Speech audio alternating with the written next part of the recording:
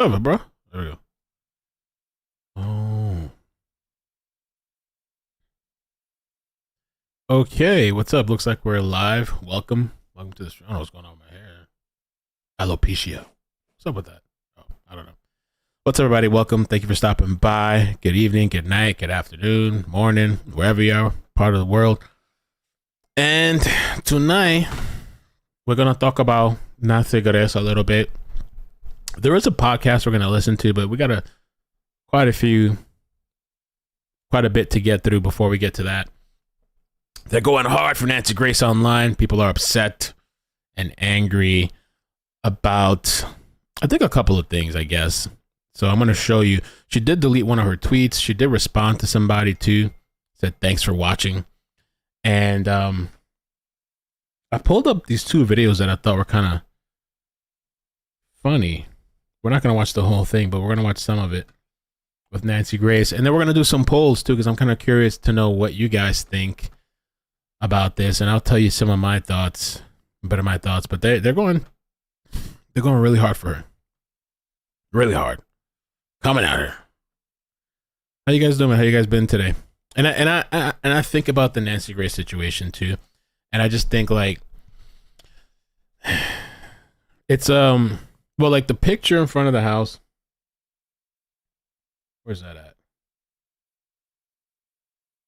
There it is. Before I show you the Nancy Grace clips, people are upset about this, right? So let me tell you the story about this. When I first saw this, right, I actually thought this was a rabbit. Let me show you what rabbit, down the whole rabbit news sent me. I went to go check her DMs because when I saw this shit, Rabbit had posted on her community tab, and I think it was this picture, and I said, yo, can I steal your picture? Can I steal the thumbnail? Because I thought she photoshopped this thing. I really thought this was photoshopped when I first saw this image, and so I saw a Rabbit posted on her community tab, and I'm like, yo, that's a dope ass image because I didn't think it was real, and so I was like, yo, you did a good job. Can I take this? And that's when I realized that's an actual picture. I was like, oh, bruh, actual picture, man. And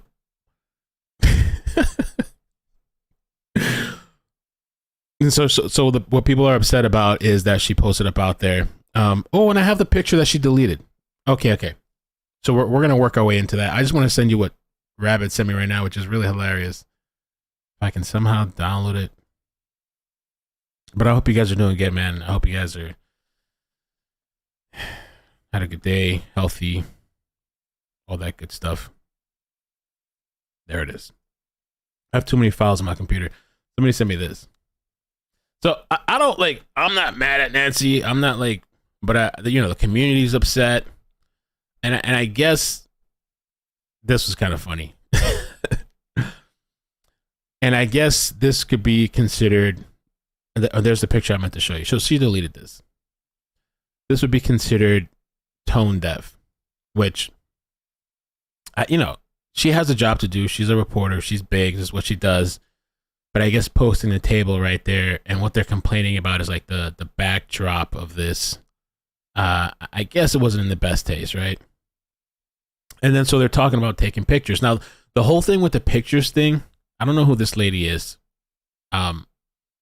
But I could imagine that there's people probably walking up to Nancy and be like, yo, can I take a picture? Hey, So, if that's what's going on here, maybe people don't understand, or just maybe you forget, or I don't know. I feel like I've caught myself in certain situations that I'm questioning what I'm doing. Even sometimes when we're here and we're joking, sometimes somebody could come around and be like, yo, what do you think is so funny? Why are you guys laughing? Why are you guys joking? This is still kind of, I guess it's different a bit because of this whole backdrop thing. It's kind of tough. I don't know. But this tweet was deleted, right? This is the tweet. So Nancy was catching so much heat online that when my friend, this is actually a funny meme. So people are doing memes and stuff. This person here, L.A. Johnson, said, Nancy Grace every time another serial killer is on the spotlight. That was kind of funny. So the original tweet she deleted, and I think it's because she was catching heat. And so I thought originally, I was like, it's not by the house, right? She took a picture with that person somewhere else. But no, this looks like right by the table. Now that I'm looking at it again, you can see the crime scene tape. So she took it down. The other thing, let's see what else. Oh, so I was able to see some of the replies under there. So before it was deleted, I guess she did make some replies. And so somebody here said, why don't you show the mass of flowers for the victims instead of your face? Brian Enton has been covering this before you, and he continues to do so with empathy and compassion for the victims' families. You could learn a few things from him. And this person says, exactly what the hell are they smiling about, promoting themselves? And I feel like it's just, I know people are going to take this to the whole other thing, but yeah, it's like, I guess it's tone deaf. And so she says, our crew shot was a goodbye shot for a very hardworking group who braced extreme, I guess she meant to say cold, wind, and ice to report on what these victims suffered. Members of the community came to lay flowers. As a crime victim myself, which she is, even we find a way to smile. I wish you the best. NG. I really think it's because of the positioning of the camera and where the stuff is at. I mean, had it been anywhere else maybe, and she's taking pictures and smiling, it wouldn't have been as bad as what people are making it. But I guess it's because it's right there. You know, I don't know what you do when somebody walks up. But, you know, this place too, and I'm going to get into more of the tweets and stuff like that. In this stream, we're not going to lose our minds. We're just talking about it. Yo, I thought it was fake. Yeah, I could literally show you the DMs. I mean, I don't want to, if Rabbit's okay with that. I can show, because I just said, I thought you photoshopped it. And she's like, no, nah, I'm not Joseph Moore. Shame on you. And I said, I'll just show you this part, because I don't want to, you know.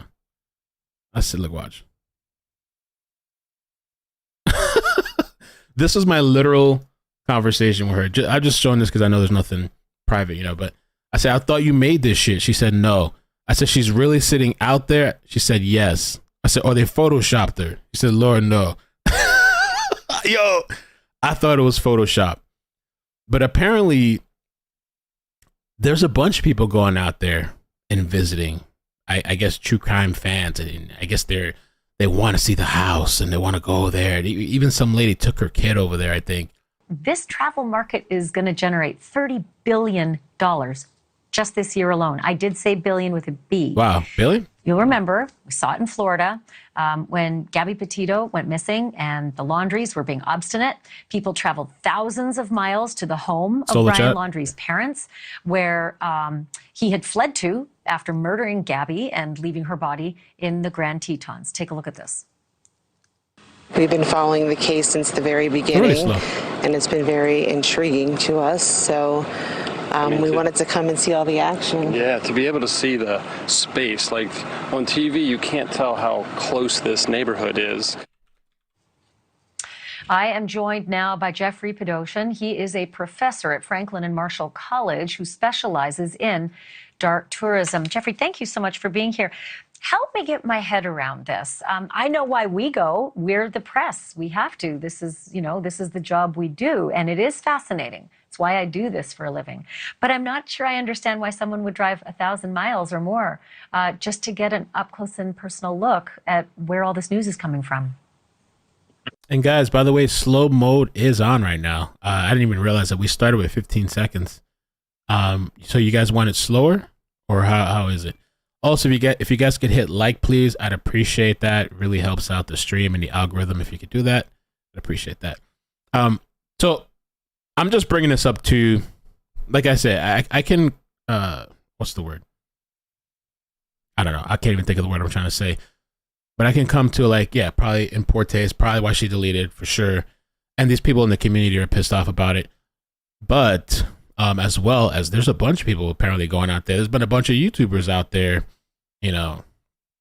I don't know if it's just because of the whole backdrop thing, maybe, you know. Because Brian Enton is very professional. That guy is like 100% the entire time professional, you know.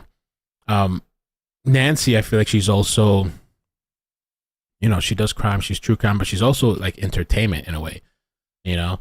And so there's a bunch of people out there. I mean, you could say Nancy, but there's a bunch of people out there. Oh yeah, I want to see. Oh wow, showing up to this shit too, right?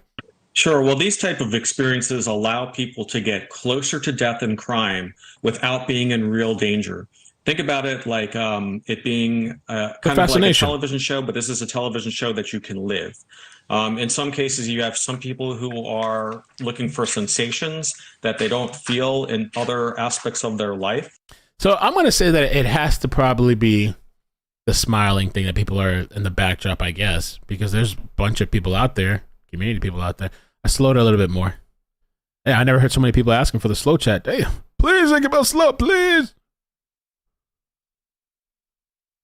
Or in some cases, they want to feel closer to these people that they have in their minds forged a relationship with. Be it through media consumption or just talking about it with other people. So this is something that's been going on for a long time, although it has certainly increased in the past number of years. I have to be honest, I remember reading about Lizzie Borden's house and seeing that it was an Airbnb that was regularly rented out. It was really hard, actually, to get a reservation there. And I thought, dear heavens, a murder that old. I think Lizzie Borden was like 1892, I think, if I remember correctly. Yeah. And people are still fascinated by that remarkable story. And I have noted that this is something that you now regularly seek out online, these Airbnbs. Is it gaining in momentum because there's more chat groups, more socialization over these mysteries, almost like a book club? Well, that certainly is part of it. However, really what we're seeing now is that we are so consumed by violence that so many things have been happening. We've been in a really bad situation where our loved ones have been dying from things like COVID. We have a war going on in Ukraine, and so a lot of this type of tourism for many people is a way to get closer to death, a way to get closer to bad things that happen without really getting too close. It's a way to experience death. It's a way to experience murder. From a safe distance. And that's the thing too. I mean, I saw somebody, so let's see, somebody in the chat said somebody wanted a selfie with her and leave her alone. I mean, that's what I'm saying. I don't know, because you could be out there, people could be walking up to you wanting pictures. She took pictures, I think, with some other people too, which we're going to get into. And so, yeah, I mean, I don't know.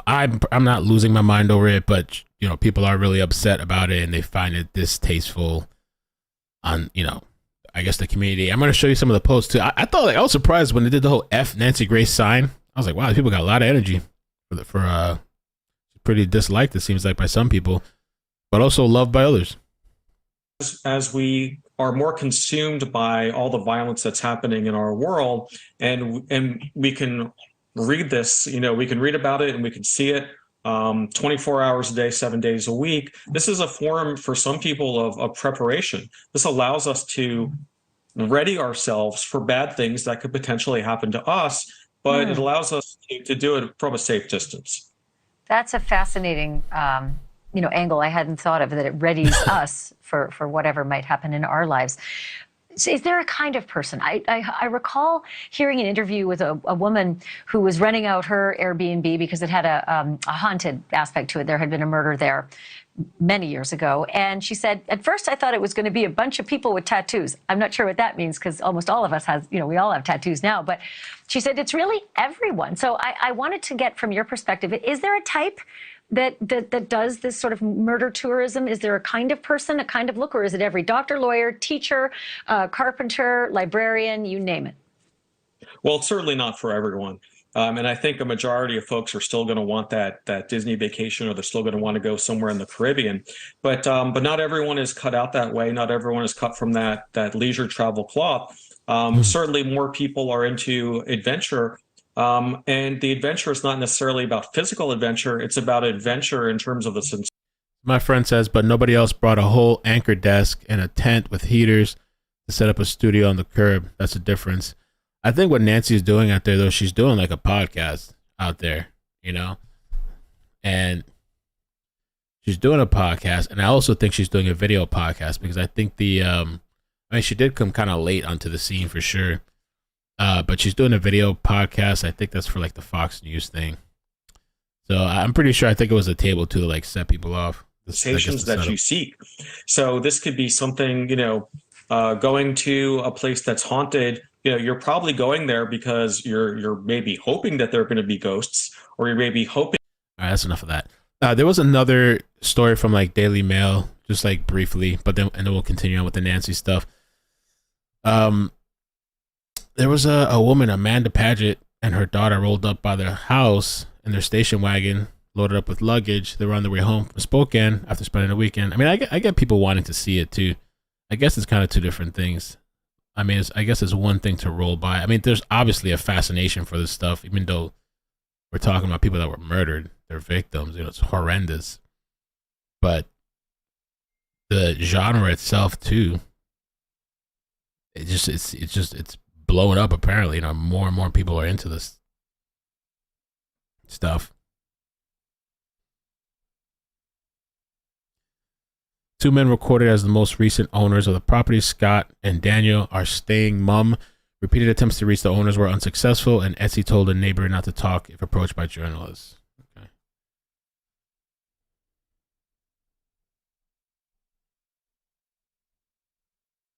I don't know. So, all right, let's move on to some of the tweets here. So she deleted the tweet, like I said. She was catching a lot of heat, and some of the replies there. I was in Moscow yesterday. It was sunny and gorgeous. I just wore a sweater. The snow was mostly gone, and I must say I graduated from UI, and all my time in Moscow, I've never had to endure extreme cold. I guess I might say cold. I don't know. What's COD mean?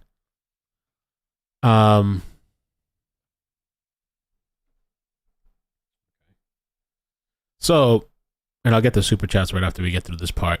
The Corner Club responded as well, and the Corner Club said, "We cannot wait for these vultures to leave so we as a community can begin to heal. They are disrupting the process and are not welcome." Me. And then Barstool, Idaho, as well, posted, "Our tragedy is not your news backdrop. Who the F do you think you are?" Which got a lot of tweets, likes. And there's most of the people are for what these people have said.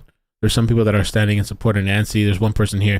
"If not for the media, we wouldn't have no story about Idaho. These kids touched everybody's heart and allowed the world to support their families and friends and contribute to their fundraisers. The Corner Club is a place where Maddie and Kaylee had their last best time. Sorry for you." And so there's a very big difference between what you are talking about and what I'm talking about. Do we want their story told? Yes. Is there a way to do it without setting up a table in front of their house as the backdrop for clicks and views? Also, yes. Yeah, I mean, the table there, not the best thing, I guess, for sure. I also understand they have a job to do, but yeah, it's just like the picture and stuff. It looks. I thought this was photoshopped when I saw this. I was like, oh shit. And then they're also going on this too. So okay. So this lady here replied, "Your community preaches healing, love, and togetherness, but yet you act like this when a high celebrity news anchor visits your town to cover the story. Practice what you preach." Which, to be fair, they haven't said anything about Brian. They didn't mention Brian. They're pretty much talking about this picture, I guess, the way it was set up. "Show compassion towards her, and she has a job to do." Let me see if they replied. No, she's just going back and forth with people. It's a mess over there on Twitter. And so somebody here said, "Nancy, instead of taking smiley selfies in front of a crime scene." And so when I saw this picture, I was like, is this really in front of the crime scene? Maybe. I guess this is the tent that my friend talked about. Maybe you want to donate the profit you make from this episode to the scholarships that are set up to honor the students. So I guess, I don't know if you guys know, I guess this is that same area.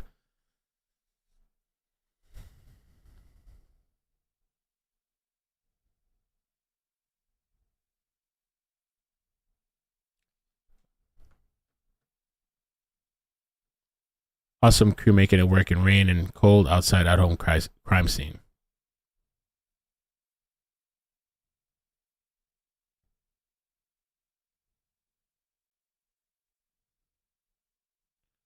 Why can't you heal? Have you tried Christchurch? Oh Lord, I got trolling over here. Right here's a healer. So I mean, it's a whole mess out there. I wonder if she's gonna stay out there in that same spot, or are they gonna move? This one too was like, I was like, wow, these people really upset. So Barstool, Idaho, Vandal Strong. I guess this is from the school. I don't know. Let's see. All Things University of Idaho. Keep your own fan account. Direct affiliate of Barstool Sports. Not affiliated with the University of Idaho. Okay. So they made this video earlier. If you were watching my stream earlier, we saw this. Somebody sent this to me. F you, Nancy.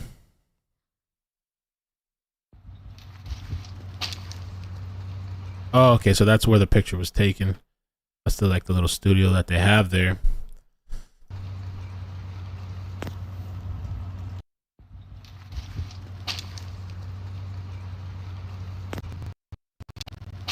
Yeah.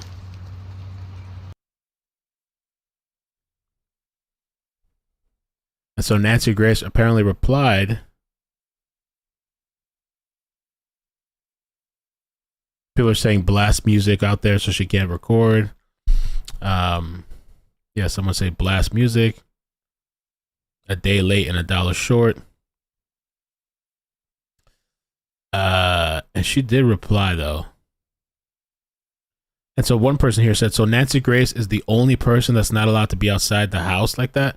No one acted that way when Brian Enton was, and that way when Brian Enton the other night, or when any of the news broadcasters were there. It's just matters because you know who Nancy Grace is and you don't like her. Brian Enton is a hell of a lot more credible than Nancy Grace. Blah blah blah.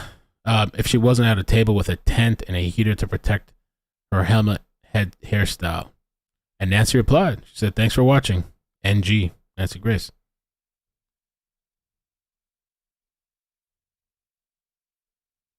People come over for her heart. I'm sure, I guess she's used to the heat in the kitchen.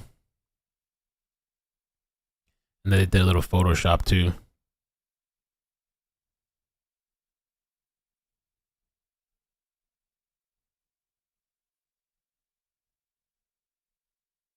Uh-oh.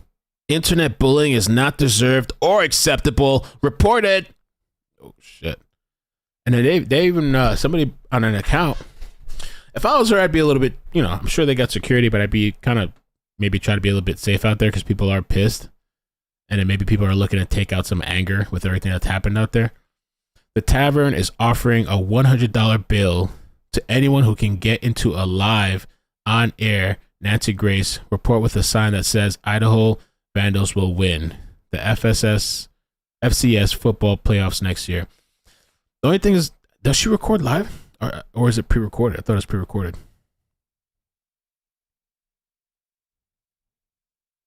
Them frat boys ain't gonna play them, man. You mess with the frat boys. Them frat boys. And they're all flooding her comments too. Go home, leave Moscow. Matter of fact, never come back to Idaho. Why is everyone smiling?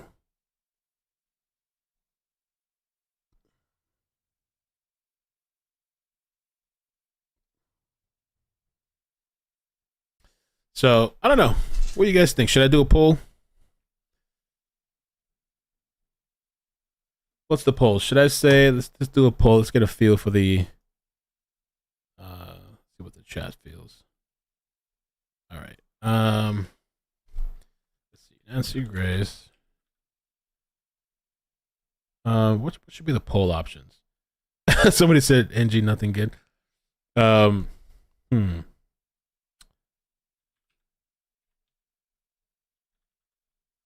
Distasteful.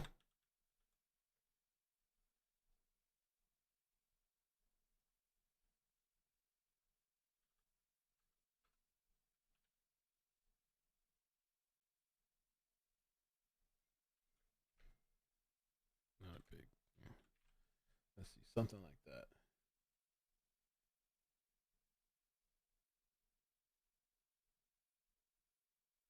I'll do 3 options. I'm thinking.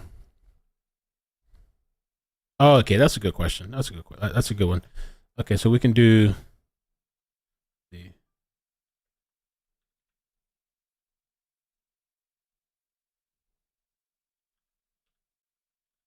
Okay. Boom. Now let me see. I want to lighten the mood a little bit too for the people that are upset.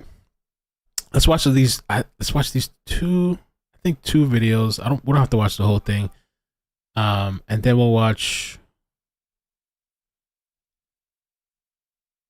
We can delete this now. We can get rid of this. Watch this after. Okay. So yeah, the poll, I put it up, and you guys tell me what we got. Nancy Grace. Okay, so the number I put, not a big deal, tone deaf, or horrible. Like you're just like, wow, you know. And so far, 61%, not a big deal. Ooh. You guys better change the poll because Twitter's gonna come for you. Oh, what is tone deaf? Tone deaf is like when you're kind of like, shit, I don't even know how to explain it. Tone deaf. It's kind of like when you're not like realizing. Let's see. Unable to perceive differences. Well, this one says, let's do this one. Relatively insensitive to differences. It says a musical pitch. Or it says showing obtuse insensitivity or lack of perception, particularly in public sentiment. So just kind of like you're not really paying attention to your surroundings. You're kind of like not understanding the perception, how things are going to be perceived when you do this thing. You know? Damn, bro. Yo, them polls holding strong. Yo, the chat. I mean, they might clip this poll. They might clip this video. They're going to be upset with you guys. Yo, somebody said Twitter's full of snowflakes. Bro. Oh, let me not laugh because they're cancel my ass. Yeah, it's like insensitive. But yeah, basically tone deaf is like insensitive. Tone deaf, I feel like I've done things sometimes that are a bit tone deaf where I'm just so caught up in what I'm doing and I'm not really paying attention or what.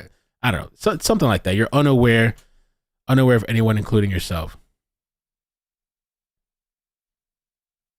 Oh, they're mad at the polls too. Somebody said stop the polls. Oof. Bro. I'm sorry, the chat is so funny. Not reading the room. That 24 baby bull, true. Bro. Actually, there's not that many people there's 900 some people that voted. These people don't care about Twitter. Bro. All right, this scary voice is so triggering. Oh my god, I don't know why people are so triggered by that. Everything is triggering. Why are these people triggered about it? In your basement. Can I mail my vote? Dominion system, Dominion voting system. Sir? I feel like we saw Mr. this. Let's skip to this right here. Oh, you know what though? Oh, let's do this shit. Never mind. Let's do this. Oh Lord. I was very quiet growing up as a child. I would say it was a traditional Southern childhood. Nancy Grace is no typical Southern belle. Anything, and whack her on the head, no. And She's a crusading prosecutor. She's tried 70 cases and hasn't lost one yet. where the gun was stolen? Killers, rapists, pimps, punks. She's put them all away. I left in the armed robbery, burglary, the rape. I really think that one person can make a difference. Not a big difference, but a difference. What he did with a pistol. Nancy Grace is Atlanta's Steel Magnolia with a nickname. Yeah. Amazing Grace. I believe with redemption. Damn, wow, Nancy. Wow. Just not concerned 80s hair? with it. I believe, I'm sure that the Lord will redeem these people, but not on my victim's time. Lady Justice. She's always symbolized how the scales tip. Yet justice has generally been a man's world. But a new breed of women has Bro, tackled America. yo, they say F Twitter. Oh my God. This shit is so funny. I'm sorry. crime wars. Prosecutors making an impact on the criminal justice system. Avenging angels who'd rather bust bad guys than earn big fees defending them. This time, Atlanta prosecutor Nancy Grace is pursuing an accused killer, Atlanta millionaire Wayne Carr. The charge, he burned down his house to cover up the murder of his wife, Pat Carr. She planned to leave him. I know she did not have the strength Chat's lit right now. to ever break away from her murderer. All right. I really believe that I did have the strength to do that for her. Carr denies killing his wife, calling the 3 a.m. fire an accident. He said he tried to save her, but she fought him, and he scrambled out a window without her. Only tests showed Pat Carr suffered a curious blow to the head. You're saying he hit her in the head and knocked her out? Right up here. To recreate the fire, Grace used a smoke machine and tried a bedroom window the suspect said got stuck that night. No problem. She has no witnesses, only circumstantial evidence. But hunting motive, the prosecutor uncovered that Carr had once hit his wife and tapped her phone. But it would be 10 times worse if we did get found out. Grace also learned not only did Pat Carr plan to leave her husband, but was having an affair with a family friend, Bruce Broadhurst. Hopefully I can see it tomorrow. I love you too, Bruce, honey. I do. I have to tell you, the defendant left a track a mile wide. Hot air, cheap theatricals. Nancy Grace has left tracks too, across the backs of some of Atlanta's toughest lawyers.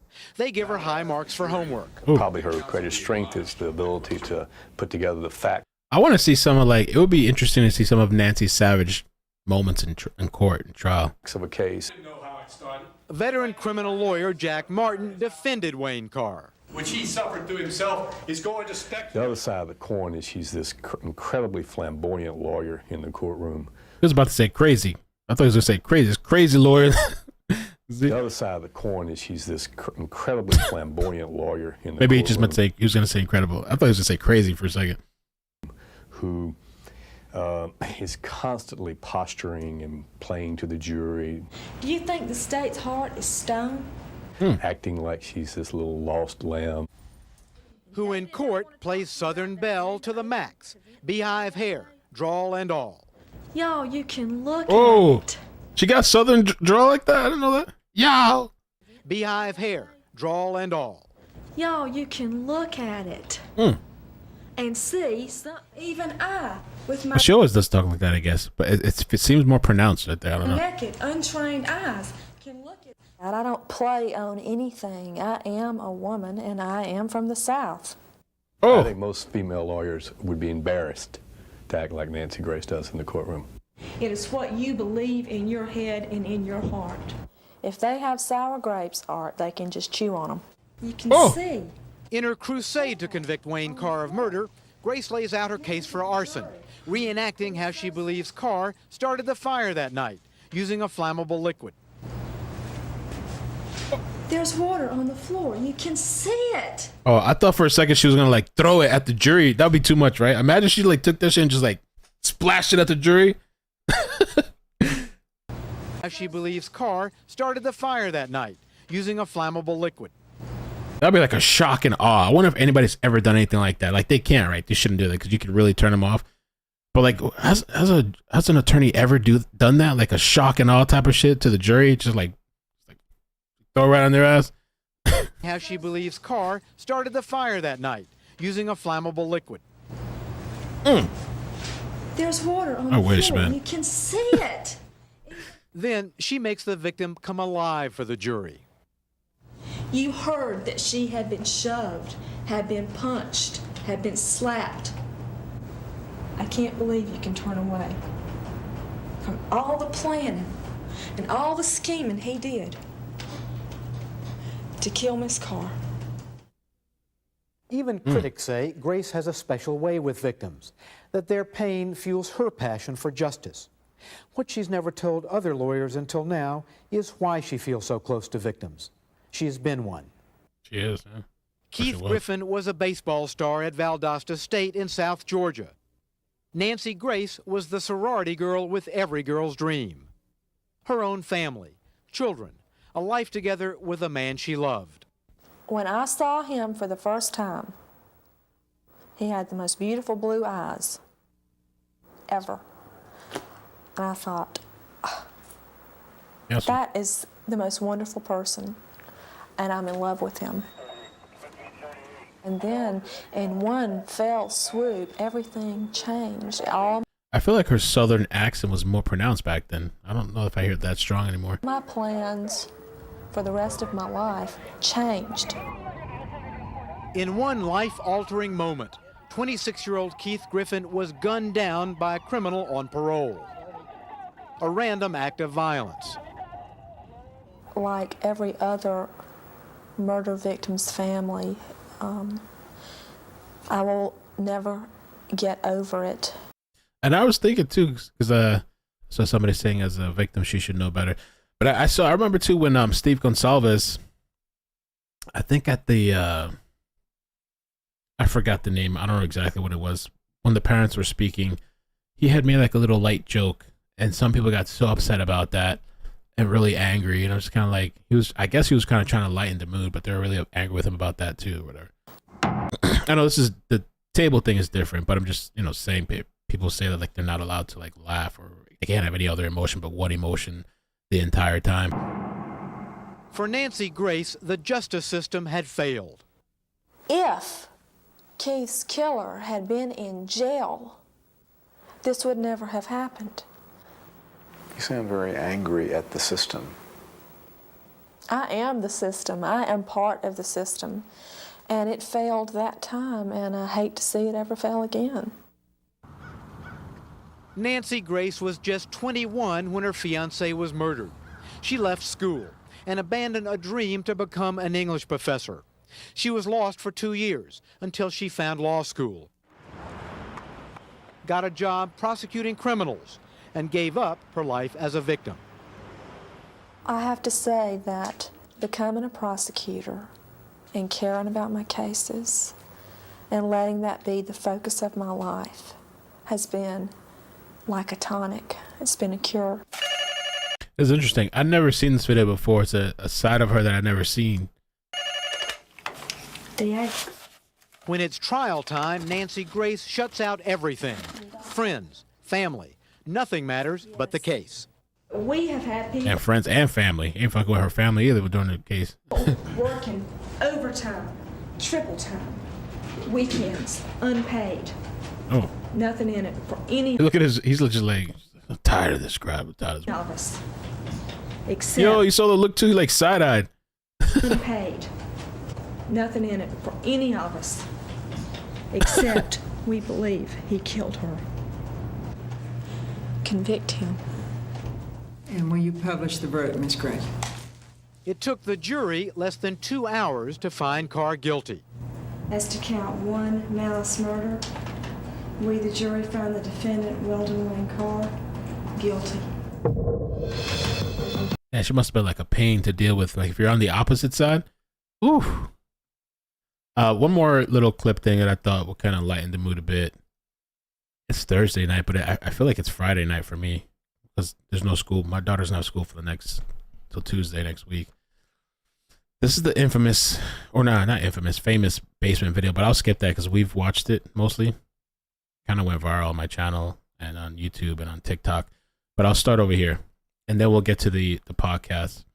Oh, let me get the super chats real quick. By the way, thank you guys for joining me tonight. I appreciate it. It's kind of late, later than normal. I'm surprised though still we get numbers at this time. Sometimes more at this time than earlier. I don't know why.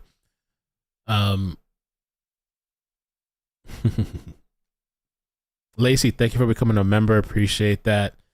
Let's see. SW4x4 Explorers. I'm in WA. Should I drive over for a pic with Nancy? I wonder, she might be at the CrimeCon. Let me see. The poll's only slightly changed. Nancy Grace, not a big deal. 59%. 27% say tone deaf, and 14% say horrible.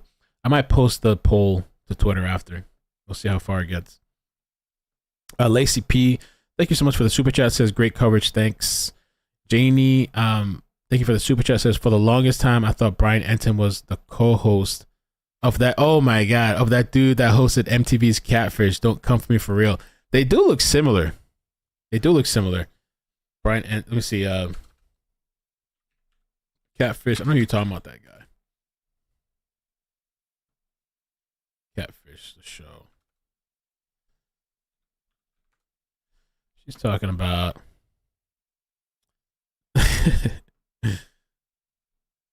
They look pretty different, but there is some similarities. And Brian keeps his hair really short.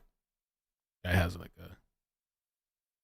But maybe that could have been an older version. Brian could be the older version or something. I don't know.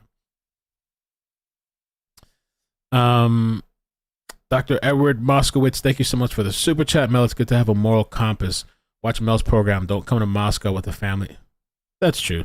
Like, don't come to Moscow. The families are grieving. Yeah, I mean that's a tough one to like. I don't know. Leon, Mel, look into Zakira Kemp case. It's crazy as F. Zakira Kemp. I'm going to start covering some new cases. We covered Anna Walsh, and we'll definitely be keeping an eye on that. But definitely this next coming week, I think we'll start mixing in some new cases when I can. There's been a lot of requests, so ooh, it looks crazy. Yeah, we'll check it out sometime and see. All right, let's do this. Are you telling me, 2 Chainz, that my only 2 choices are to get my child high on pot or get it drunk on booze? How about neither one? How about it not be legal for recreational use? So no, you said you're showing video of a kid getting high on pot. That's all. That's kind of what you're using, Nancy. I can't help. That's all really you got. Because you're using this one example, and I'm trying to tell you that you no, go you, like you Google, like you just find the whole community. I got a problem. As successful as you are, as rich as you are, as famous as you are, with this. Smoking California weed with California whores. Excuse me. True. I left that one out. Smoking California weed with California hoes. True. Come on. His patient died while he's in the other room talking to his mistress on the phone, and Michael Jackson's under propofol. You know, it's of course he was unfit. You know what, Alan? I don't care if they put perfume on the pig tonight. I think the reality is they're not going to give the Jackson family money. And to say that Conrad Murray, the guy who let Jackson die, he's been found guilty of manslaughter criminally, is fit? Alan, please tell me you're not that gullible. You really think that's what happened? What a dichotomy.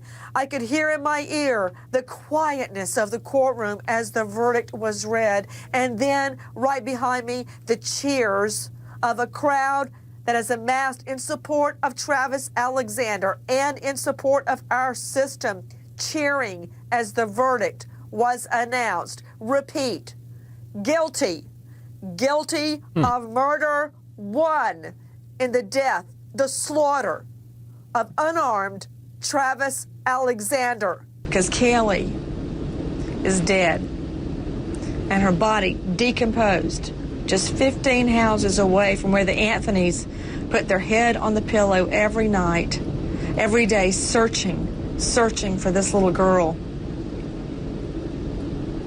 Now, I know it is our duty as American citizens to respect the jury system. And I do. Believe me, I do. I've struck over 100 juries.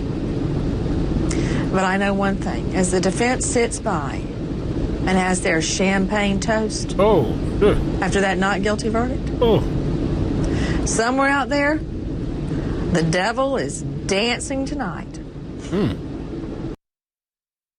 Some Nancy clips. All right, I guess we'll get started with the podcast. Welcome everybody. Thank you again for coming by. Hit the like button, por favor.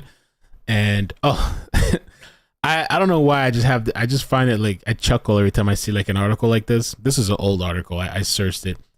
Idaho suspect had a bizarre eating fetish. It makes me laugh because I know that these people, they get really upset. But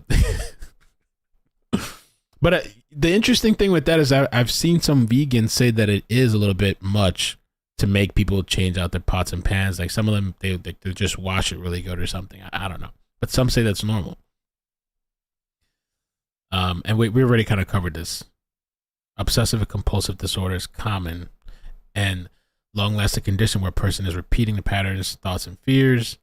His aunt and uncle had to buy new pots and pans because he would not eat from any. And that's the thing. Like if somebody came to my house with that crap, I tell you, get the F out of here. Or if my kid, like, I don't know, that I have to change. Bring your own pots and pans. What are you talking about? I have to get rid of them? Buy new pots and pans or he will not eat. So don't eat shit. Not my problem. You coming in here with that bull. Ridiculous what these kids are, and maybe it's the younger generation. It's all spoiled and shit. Going to my house with this demands. I got to buy all new pots and pans. Out of here with that. Isn't that crazy?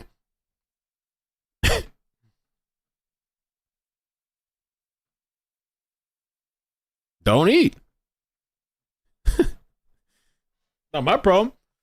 Okay, so we got 18,000 votes. I'll say 18,000, 1,800.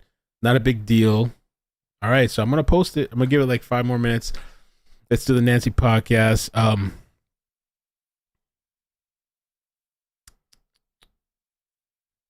Okay, let me get this. The Farley Burge Zone. My best friend was murdered when I was younger, and I had to go identify the body. They wrote about me in the paper. People are saying I was famous. I think it's disgusting. I miss my friend every day. Well, I'm sorry for your loss, man. They wrote about me in the paper. People are saying, so when you say people are saying you're famous, like who? Like your friends or just people around? Miss my friend every day. Ali Mosh, thank you for the membership. Sinner, thanks for the super chat. And I'll see you at CrimeCon. Janie, prosecutor pointed a shotgun murder weapon above juror's head. No way. Get out of here.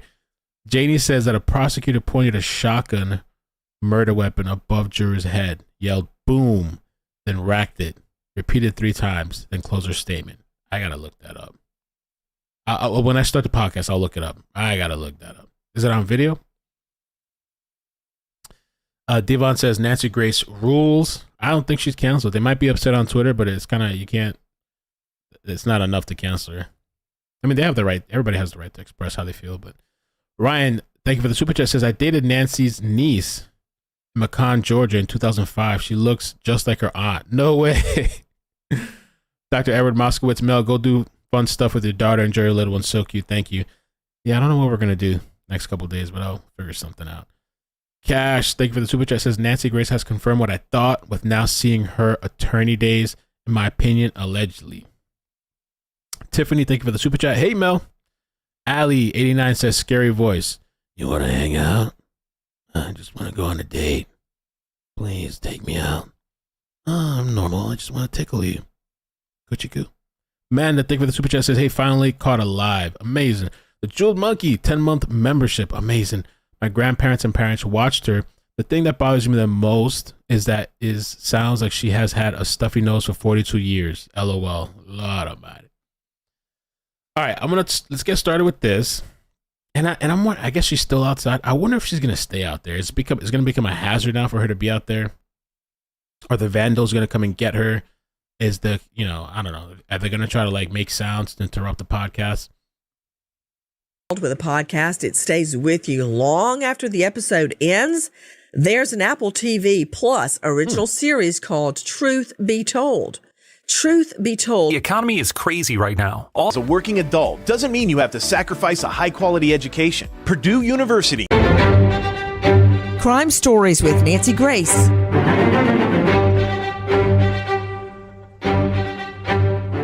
We are live here in Moscow, Idaho, camped outside the so-called murder house where 4 beautiful young co-eds, 3 girls, 1 guy, lost their lives. And I've got to tell you, there is an eerie silence here One thing I just noticed as I sat down at this fold-out table, about 20 feet from me is an apartment complex, an apartment building right beside the murder house. And I can clearly hear an infant inside crying. My point is that the video cam, the security cam, about 50 feet away from the murder house. In the Kyle Rittenhouse thing, they pointed Kyle Rittenhouse cases drawing fire for pointing an AR-15 directly at the jury. I was trying to find the shotgun thing. I couldn't find it, but I see the AR-15. Oh, it's savage. Appears to have caught whimpering, muted whimpering at the time we believe the murders occurred of those 4 students. And from what I can tell now, that is entirely possible, if not overwhelmingly probable. I mean, I can hear everything that's happening right beside me. And out in the street, there's no question that security cam could have picked up any sounds, including a loud thud or a dog barking or whimpering. And speaking of whimpering, I've got an all-star panel. I'll introduce them as we go along. But to Cheryl McCollum joining me, forensic expert, founder of the Cold Case Research Institute, now star of Zone 7, a new hit podcast. Cheryl, when I hear that word whimpering, I can't get away from it. I cannot get away from one of those girls, or possibly Ethan, actually whimpering after they've been stabbed. You know, half awake, half asleep. I'm not really even sure they were all asleep, Cheryl, because one of them had just gotten DoorDash at 4 something. How could they be asleep? And that's one thing that I was reading some comments, but that is one thing that I've talked about with some people. Like, were they really asleep? Like, were they fully asleep? Like the time window from when that the food came, maybe they were just in bed, maybe they were just laying down hanging out. Like, were they really fully asleep? At the time of the murders, but I do believe they were in their beds. But the whimpering, Cheryl, it's awful. Whoa, wait, could you hear that? I can hear the baby, and it's further away from me than the murder house. So there's no question that security cam was picking up the sounds of the murders. And I could see these people totally maybe trolling her. Like, if they're in that vicinity, in that neighborhood, I'd probably play some weird sounds, maybe just to kind of mess around, probably, you know. So not something just music, but I'd probably do something else and make him think like something's going on. I don't know. Go ahead, Cheryl. Nancy, what it does to me is it allows the general public to hear this crime in progress, which normally we are not at all able to, you know, witness that as an ear witness. And it's gonna be followed up by what the security camera says is also a thud. We're gonna know when this life ended in real time. And I think that's gonna be critical in the future for a jury to understand this is not something off TV. This happened. You know, to everybody on the panel, you've all been to crime scenes, murder scenes, but I've only felt this feeling at a couple of murders in the past. It's very eerie here. It's quiet. I was saying earlier that it feels like you've gone into an empty church or you're out in a cemetery. There's just a very eerie feeling around the house. And it's just the way you described it. Joining me also is Chris McDonough, Director, Cold Case Foundation, former homicide detective, and star of The Interview Room on YouTube. I'm looking right over at the Sigma Chi house, and it's amazing to me. You warned me, Chris. I have circled this house on foot and in an SUV over and over and over. There is nowhere that you don't have a bird's eye view straight into their home, Chris McDonough. Yeah, Nancy, and isn't that chilling just in of itself when you, as the way you describe how, you know, the scene is so silent, it's almost as if the universe is frozen that moment of this horrific crime. And I felt the same thing when I was there, right there on the same road with you. It is extremely, I don't know, just unsettling, yet holy at the same time. You know, another thing, when you said it was frozen in time, in the back, it looks like they've still got Christmas lights strung up. But another thing I noticed, and this is really interesting to me, David Leroy is with me. Guys, you know that name well. He's a high-profile lawyer out of Idaho. He's the former Idaho Attorney General and Lieutenant Governor, former prosecutor at dleroy.com. But what intrigues me the most is not just his legal prowess. He has been in this home many times. You know, David Leroy, Chris McDonough tried to warn me, but how easy it was. I could not really fathom how easy it was to see. I mean, these girls were like fish in a little fishbowl for the killer to spy on them, laughing, making breakfast, changing clothes, getting out of the bathtub or the shower, making out with their boyfriends. I mean, how many times do you think Kohberger stood right behind this house and looked in? You know, there are trees right behind the house, David Leroy, but they're not thick at all. I can see straight through them. What would you say, Sydney? Maybe 7 or 8 trees, and they're tall and spindly.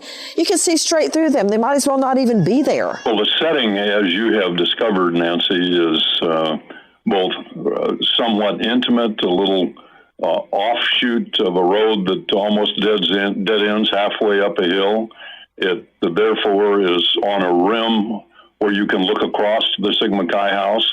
But one thing that hasn't been particularly well detailed is across the street from the Sigma Chi house and behind the next hill is the administration building for the university, perhaps just a quarter of a mile as the crow would fly from that house. So it's isolated, it's halfway up a hill, it has these vistas and views, but it's really almost smack dab in the middle of the campus itself. Guys, another thing we learned last night. We got in an SUV, and the SUV was taken from the murder scene all the way back to Kohberger's Pullman home. And I want to tell you what we learned. He didn't go straight home. I think he was trying to throw off LE, law enforcement. What should have been a 9 to 15 minute drive turned out to be an hour drive. It reminds me a lot of Murdaugh on his rural route when he got shot in the head and lied about it. Remember, he claimed he took this long, circuitous route from A to B. When it would have been about an 11-minute drive, he chose to make a 45-minute drive so he wouldn't be seen when he had himself shot in the head as an alibi of sorts. But long story short, this route taken in the middle of the night, that's when we took the route in the pitch dark. It's very sparse. It's a real no man's land. He could have thrown that knife anywhere. It does not get even close to the Snake River, so I don't believe the knife is in the Snake River. But there were some homes, but no traffic. We passed about 2 or 3 cars the whole hour. Pitch dark, no street lights, which is common in the country. But he could have done anything he wanted with that knife. Now, this is what I want to throw to you guys. Do you believe, as I do, that if LE, law enforcement, looks at the records long enough, they will catch him with his cell phone plotting that route, practicing that route? What do you think, Cheryl McCollum? Nancy, I think he's going to have maps on the wall inside his apartment. I think not only is it on his phone and on his computer, I literally think he has pinpointed and charted this thing out where he can look at it every day. You know, you said, interesting, and I don't know if you meant it the way I took it, to look at it every day. Cheryl, you know what I carry with me all the time? My dad's shirt. And I look at it every morning when I wake up. I look at it at night before I go to sleep. I miss him so much. It's something that I love, okay, because it's part of him. Did you hear what she said, Dr. Angela Arnold? I don't know if she meant it this way. With me is Dr. Angie Arnold, renowned psychiatrist out of the Atlanta jurisdiction. You can find her at angelaarnoldmd.com. She said he looks at it all the time. All the time. As a memento, like I would look at a scrapbook of the twins growing up, their first grade, their christening, their first Christmas. Explain that. Why would he want to look at the map? Nancy, to me, more than a memento, it's an obsession. he's obsessing over what he's going to do. He's got these obsessive thoughts. They're very bad thoughts that go through his head. And so he's plotting this out. Okay, I'm looking for a little more from you, Dr. Angie, not very bad thoughts. I mean, I can say that. God. You're the psychiatrist. Oh, no. No, she didn't call a psychiatrist out. Lord almighty. Let me timestamp this. Timestamp it for a clip. We're an hour in, if I remember to do it. I always keeps timestamping. I do it. Lord almighty, Nancy. I didn't know that was a psychiatrist. I just thought it was like a regular person giving a comment. Lord almighty. Lord. Where did I leave off at? Okay, Derek, thank you so much for the super chat. Cash, thanks for the super chat. It says OCD versus real. Get that. Sadly, I relate to BK too much. But 42 now, and yeah, OCD is still a burden. It's not Monica and Friends, but you gotta laugh or cry. Thanks. Amy, thanks for the super chat. Sending love and support. CA, that's Canada, right? Thank you. Oh, yeah, Canada. Thank you so much. Derek B. Kyle Rittenhouse case. The state prosecutor pointed the gun at the wall with his finger nearly on the trigger. Damn. Wow. Janie, thanks so much for the super chat. Says, I'll find it and email you. It was in the 90s or early 2000s. Okay. Amanda Bubs says right here, so he can eat anything. Right, so he can eat anything that meat have been cooked on or in, but has no problem taking 4 innocent lives by slaying them. Make it make sense. And supposedly, I was talking to a friend about this because I had saw a comment in the live chat the other day where people were talking about that for the knife, this guy used a leather sheath. And so I saw a comment, they were like, oh, but he's vegan. And I thought it was like a joke and I kind of laughed. But then apparently my friend was talking to me today and they're saying that that's a thing, that people don't think it was him because if he's if he's an obsessed vegan, why would he use a leather sheath? Would not that be against his OCD and compulsion and like his food fetish to have a leather sheath? I believe he's the person, but this is what people are talking about apparently. Kath, my nephew is missing and we will give anything to get Nancy's help. If you can send me an email with the name and if there's any articles or anything, I can try to take a look. Nancy, they cover a lot. I mean, I don't know if they have a submission place on their website because they do pretty frequent podcasts. Like right now she's out there traveling, but they do cover a lot of stories. And the thing is too, sometimes with these stories and cases or missing people, sometimes, I don't know your situation, but a lot of the times with somebody that's missing, all it is, from what I've seen in some cases, it's just a missing flyer. And so, could share the flyer, could post the flyer. But if there's like nothing else to say beyond the flyer, it's hard to all we can do is spread the flyer and that's it. Because I've seen some stories, there's like no background. And I think sometimes for people to be able to like try to connect with people, it helps to who was this person? Like, what did they do? Like, where did they go? What school? Like, they had friends and family that were loved and blah, blah, blah. I've seen a lot of cases sometimes where there's like nothing there, no family speaking about it, no friends for whatever reason. And it's just a flyer. I'm not saying that with yours, but I've seen that with a lot of different cases, Okay, let's go back to the podcast. He's got incongruent thoughts in his head about murder, about murdering someone. And it just so happens that these people are the target of who he is set out to murder at this particular time in his life.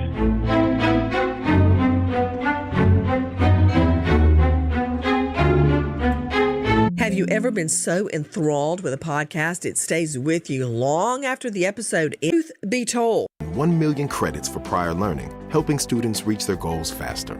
With your college or work experience. And so Lauren says there's a podcast called Missing and they can be contacted to help find people. You might want to try that too. I've never heard of that podcast. And Mo sent me a picture. I just want to make sure this is correct. So like the path that this guy took on the way home. This is the possible route based on off-cellular location.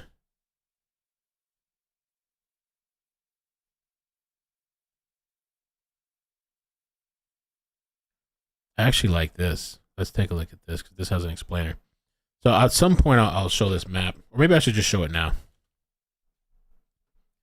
Because we're talking about this long path that he took to go home that he really didn't need to take.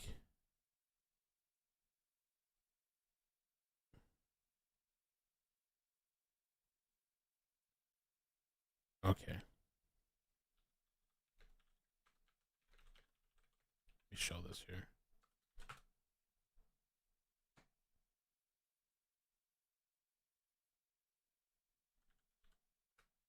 I'll show both of them, but we're gonna go over the explainer one. I kind of like that one. Okay, great. So let me show this one first. Because Nancy was talking about this long path. A lot of people have talked about this long path. This is the house right here, 1122, where the students lived, and then this is WSU. And so I believe he could have just crossed straight over. Like there's just simple path, but apparently this guy took this long roundabout way. And this other picture here, that's kind of an explainer. The timeline.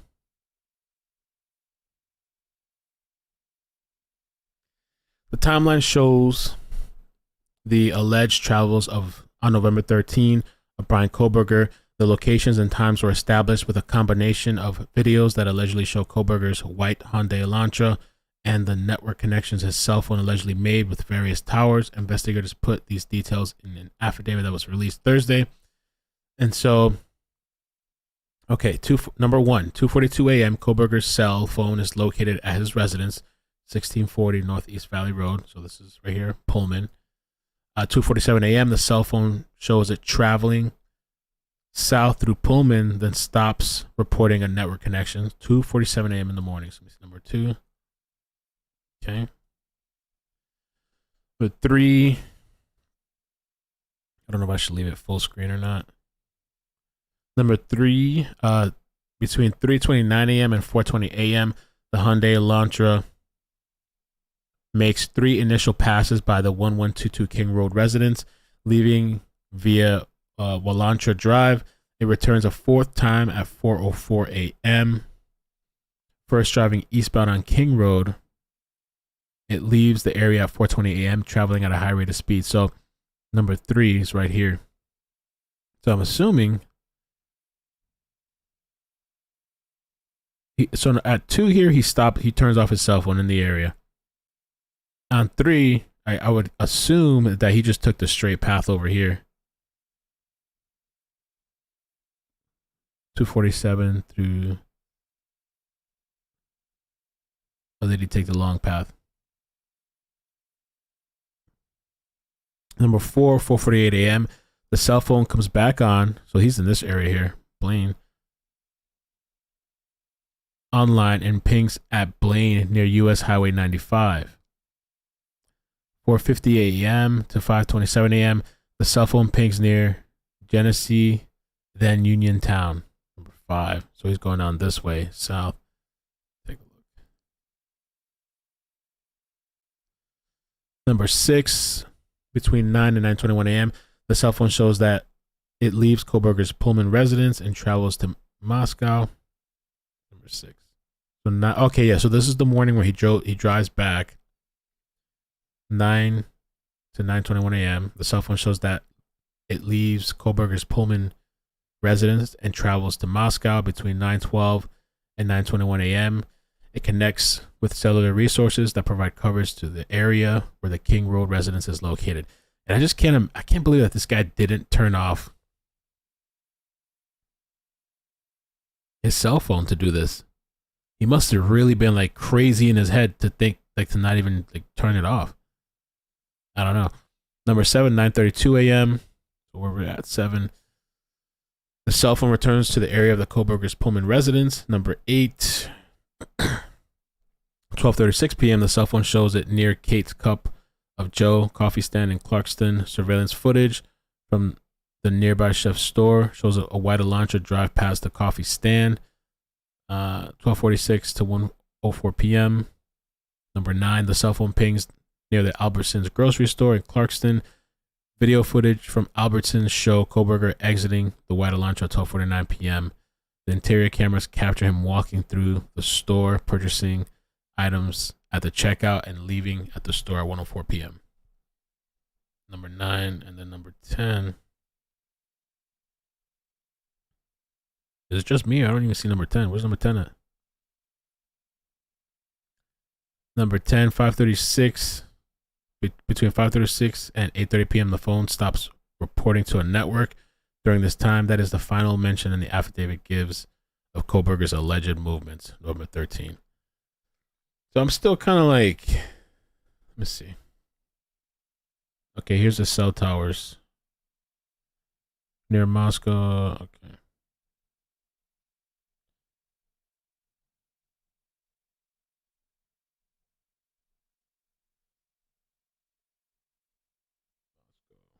Plane. Okay. I'm not gonna show that. I think it's kind of confusing.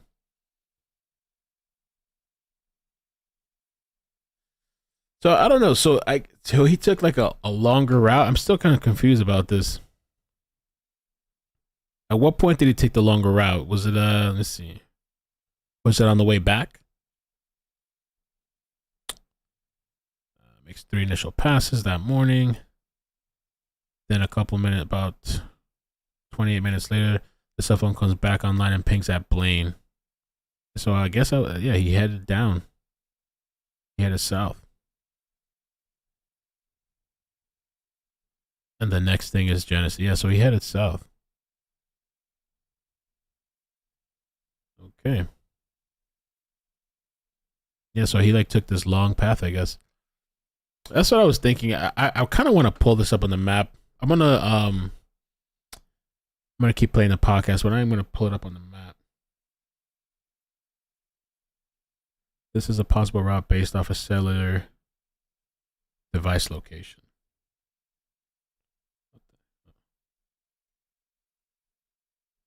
Okay. You could finish your degree in just 2 years. In 2023. Think about those questionnaires he sent to felons. Like, what were you thinking? What was going through your mind? What were you feeling when you committed that murder, when you raped that lady? What were you thinking? Nancy, I would never even imagine asking a perp something like that. But I think that's Chris. Listen to this theory and you can shoot it down if you feel like it. Got anger. We look for a motive, even though the state doesn't have to prove a motive ever in any case. But a jury likes to hear, what's the motive? Why would the person do this? Well, you've got to rape somebody. You've got to steal something. You've got anger. You've got drugs or alcohol. In this case, we had none of that. But I'm just wondering, I think about those questionnaires he sent to felons, like, what were you thinking? What was going through your mind? What were you feeling when you committed that murder, when you raped that lady? What were you thinking? Nancy, I would never even imagine asking a perp something like that. But I think that's Chris. Listen to this theory and you can shoot it down if you feel like it. But what about this? That when the questionnaires wouldn't do it for him anymore, he tried to get on with a police department, hoping to see crime scenes. When that fell through, he finally acted on his impulses, on his obsession. Go ahead. We used to say in homicide, knowledge is having the correct answer. Intelligence is asking the right question. And this guy, to your point, got to a point where there was something that had built up. And, when you start paying attention to the detail, like we're talking here, then the big picture will start taking care of itself. The pre-planning, all of the movements he was making, prior to the incident, the incident itself and the post-incident, all of those behavior patterns established with all of the evidence will paint the big picture of who this guy really is. Nancy, back on the big picture. Go ahead, David Leroy. Those three roadways are important, the directions they go and what they are, to your observation about and in relation to this big picture. Two of them are major highways into and out of Moscow and Pullman. And the one that is most significant is the back road that you were talking about that has literally almost no population, going through rolling hills and wheat fields. The first road he took was a major highway south to Lewiston, Idaho, and that would suggest, were he to be followed, that he was interested in being in Lewiston or going to Lewiston, but it is exactly away from Pullman, Washington. The road that he ended up on going back to Pullman was a major highway going from south to north that would indicate somebody on it had no relationship to Moscow. And what he did to tie those two things together, neither one of which suggests any relationship to Pullman, is to cross between those two highways on this rural agricultural back road that spans some 6 or 7 or 8 miles. And so the idea here was to leave town, going away from Pullman, to come back to town, not having any relationship to having been in Moscow, and to obscure those two directions by this back road where he would run into nobody. That's the importance of this 3-road connection. Let me 5 to 15 minutes. Okay, let's because Mo is telling me this lady from Coeur TV explains it really well. The whole location thing there. Let's see.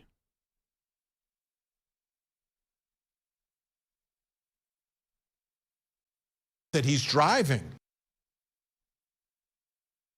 The knife B, well, there it might all be connected to his Hyundai Drive. After the murders, where did he go? And tonight we're going to take a look at that crazy route that he's driving.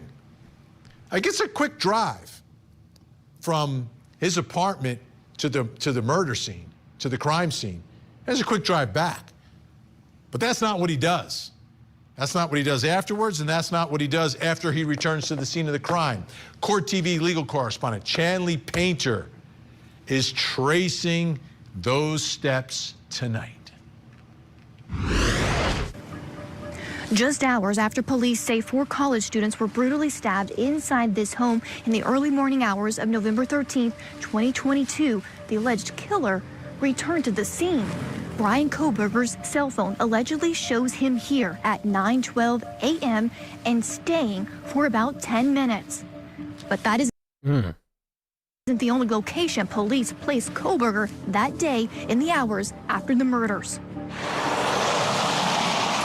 According to the probable cause affidavit, Brian Kohberger's cell phone records show him moving south from Pullman, Washington, where he lived in an on-campus apartment at Washington State University, towards Lewiston, Idaho, about a 50-minute drive.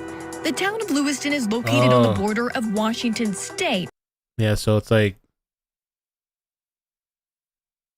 just a bigger map overview. So Lewiston is like south there. So from WSU, I guess heading down, Lewiston down here. Okay. Or just Washington State University, towards Lewiston, Idaho, about a 50-minute drive. The town of Lewiston is located on the border of Washington State, or just across the Snake River. And that's why people were mentioning Snake River over and over and over. The bordering town of Clarkston, Washington. It was here at approximately 12:36 p.m. November 13th, 2022, when cell phone records placed Kohberger's vehicle here on Port Drive next to Kate's Cup of Joe coffee stand. The surveillance videos here at the U.S. Chef store show his white Hyundai Elantra drive past. Then, just 10 minutes later, at 12:46 p.m., Kohberger's cell phone records place him at the nearby Albertsons grocery store. Surveillance video at 12:49 p.m. shows Kohberger walking through the store and purchasing unknown items at the checkout. He leaves at approximately 1:04 p.m. The probable cause affidavit does not indicate location data for the next few hours of the day. It isn't until around 5:30 p.m. that the affidavit indicates Kohberger's cell phone located in Johnson, Idaho. But there is no Johnson, Idaho. The affidavit may have meant this community of Johnson, Washington, right on the border of Idaho State. It's a location consistent with the affidavit's route, and it's surrounded by cell phone towers. For 3 minutes from 5:32 to 5:36 p.m. November 13, 2022, Kohberger's cell phone pings here near the community of Johnson. But then his... So near the community of Johnson, is that, I mean, she said there was like a mistake. Are they talking about this area here, or is there somewhere else, Johnson?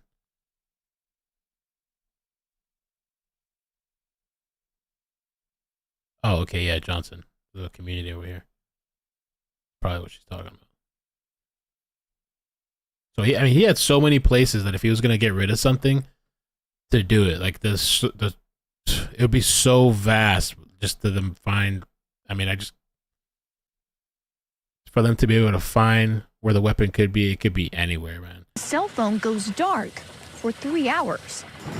The affidavit notes that this location in Johnson is consistent with the phone being in the same area that it traveled in the hours immediately following the murders.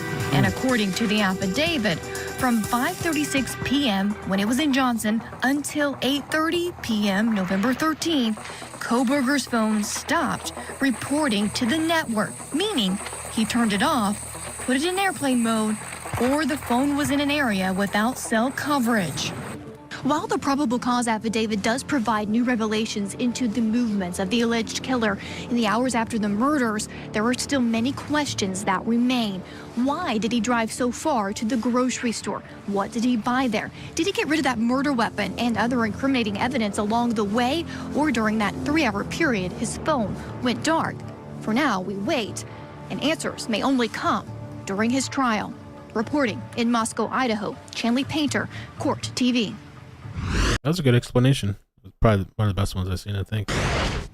That is eye-opening. Absolutely eye-opening when you talk about what it looks like out there and the places he went.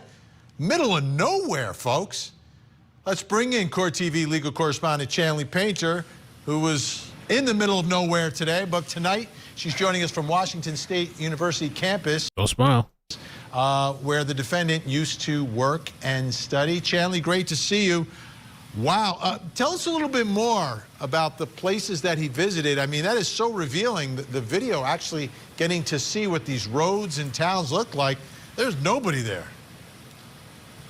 Exactly. So I'm really pleased that we were able to bring this to our viewers, because this is about a 15-minute drive. We're here in Pullman, Washington. I'm not far from his apartment here on Washington State University campus, and you would head directly south, again, for almost an hour, where virtually nothing. You're surrounded by just fields, farmland. You can see, though, there's a lot of cell phone towers between here and Lewiston-Clarkston area, which makes me believe that a phone would not be without cell phone service in any of the areas. I did not experience that in any of the places, as rural as we were, trying to retrace the movements of Brian Kohberger based on his cell phone on November 13th, 2022, as well as, today. So here's some video. I mean, this is what it looks like. This is video of the Snake River, where it intersects with Clearwater River. This is really on the border of Washington State and Idaho, where Lewiston and Clarkston are, that we showed you in the package. And just show you real quick too. It's a really good video they did, because they show you a lot. So like, that's WSU, that's the house, and so the border she's talking about, Lewiston, the Snake River here, that runs between.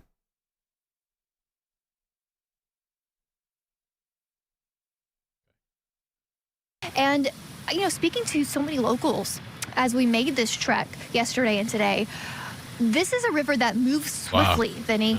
It's a fast-moving river. There's a lot of fishing boats out on the river. Is this a possible spot where items could have been discarded along this journey and this trip?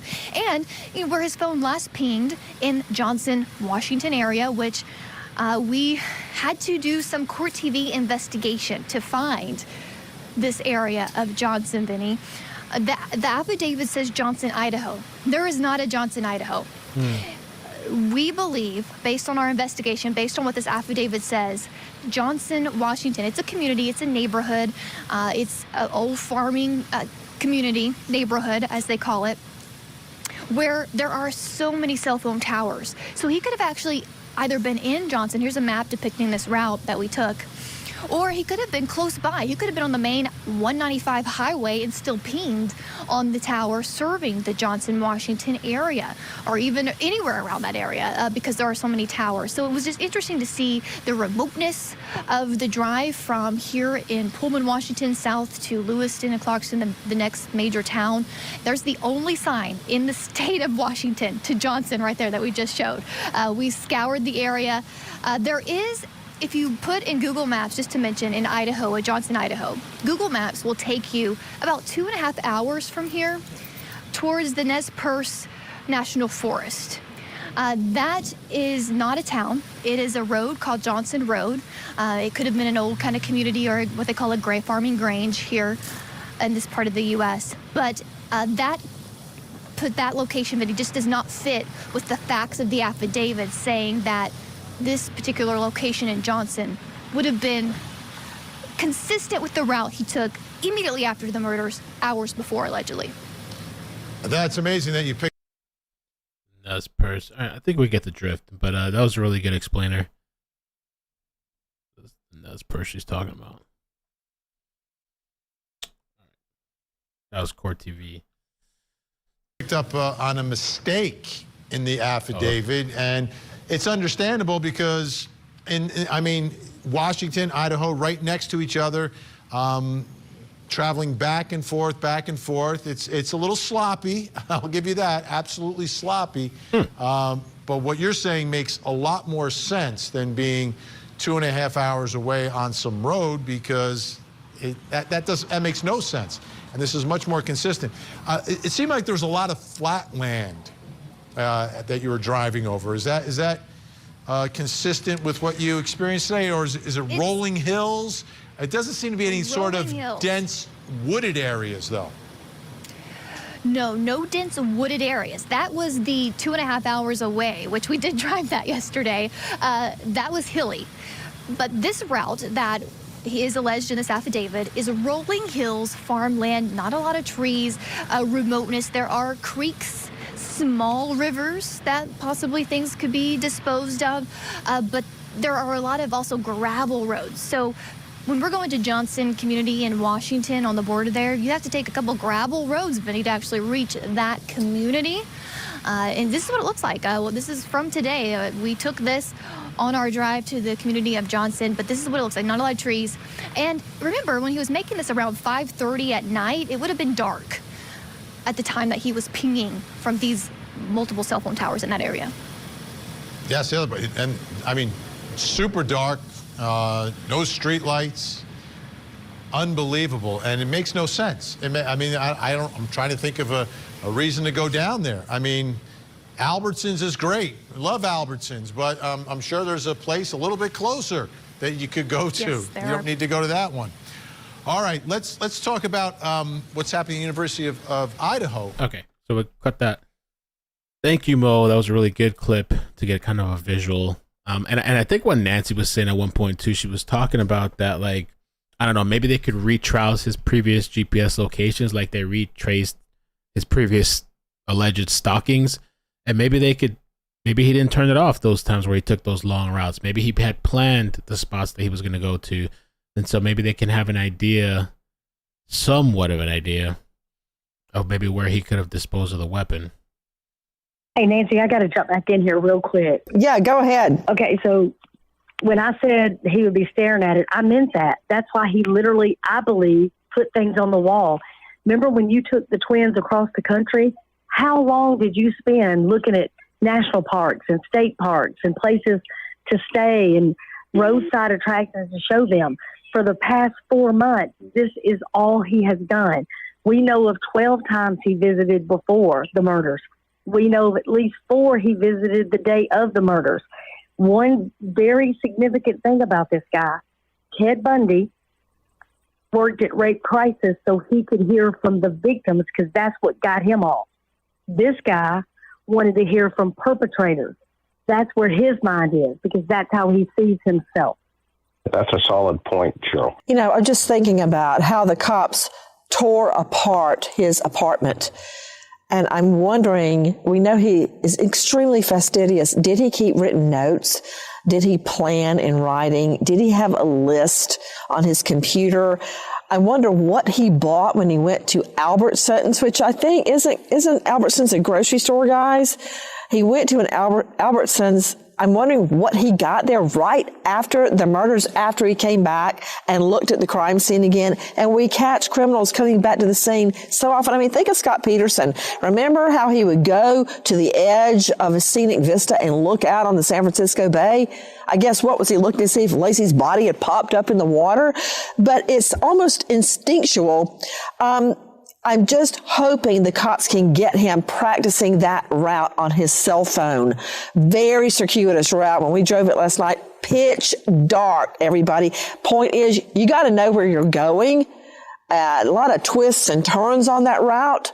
And I guarantee you, just knowing him, as much as we know him now, after seeing him, after hearing about him cleaning out his car so meticulously, wearing gloves even after the incident, you know he planned this out and he had to leave a trail. But can we find the trail? Also, we know that in a few short hours, there's going to be what is called a status hearing. It's going to be Thursday morning. Straight out to you, David Leroy. In this jurisdiction, what is a status hearing? A status hearing before the magistrate early on in a felony case, before a preliminary hearing is had, will simply be a scheduling conference at which probably 2 things will come up.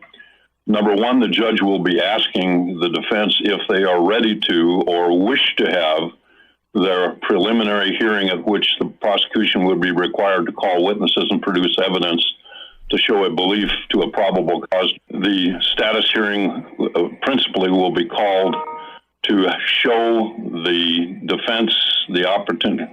I'm going to start again here, Nancy.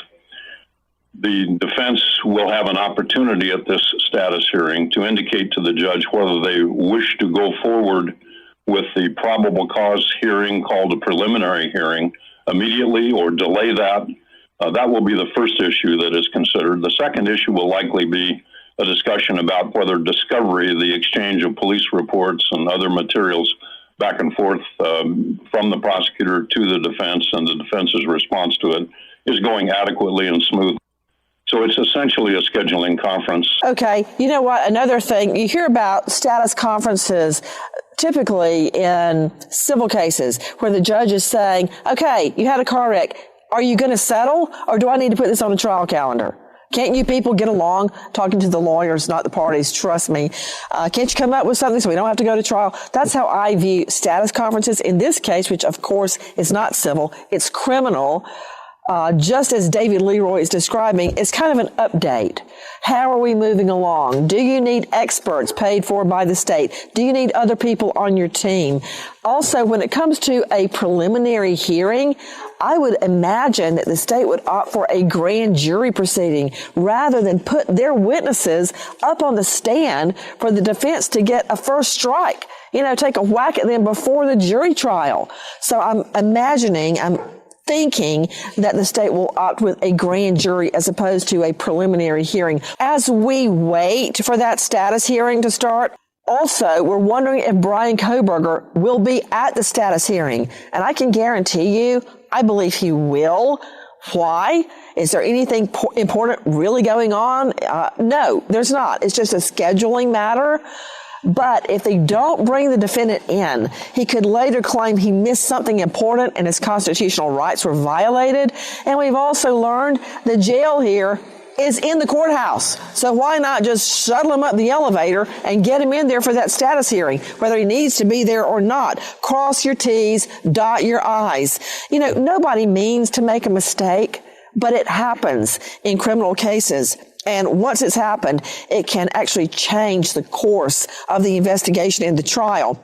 You know, a lot is going down. I want to take some calls from our viewers and emails, all of their questions. Here's a good one. Take a listen to this, guys. This is from Bambi. Interested in the DoorDash delivery person. Did they drop the food off at the door or did someone get it from them? Was the delivery person interviewed by police to see if, hey, police. Hi, how are you? Glad to see you, Moscow Police. Glad to see you. Thank you.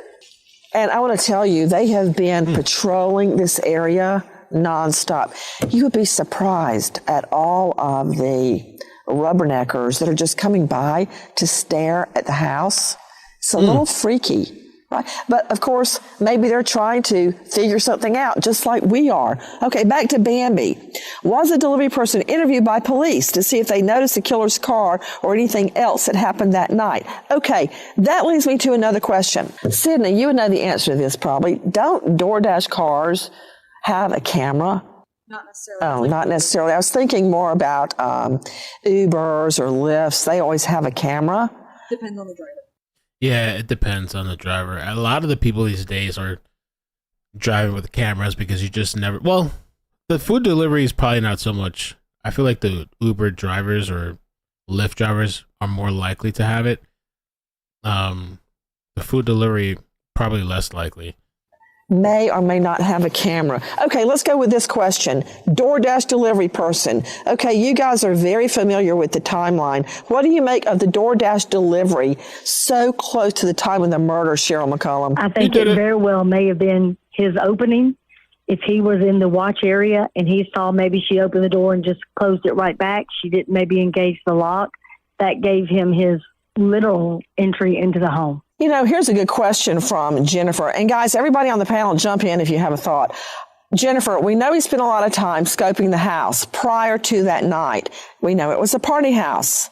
When I was in college, I lived in a party house. We never questioned strangers who stopped in. We always thought they were just friends of friends. I wonder if he ever drove by when there was a party and actually went in. Wow. Okay, this guy was socially awkward, but he also tried to make friends with people. And in fact, some of his neighbors would try to get away from him because he wanted to talk so much. Who was that? Was that Chris McDonough or David Lee? And I didn't see, for the people that watched the neighbors video that I covered, well, some people got a little, it was well received, but some people didn't like the voice. But so that neighbor I told you about, he didn't watch it because I saw him today and he was still talking and all this stuff.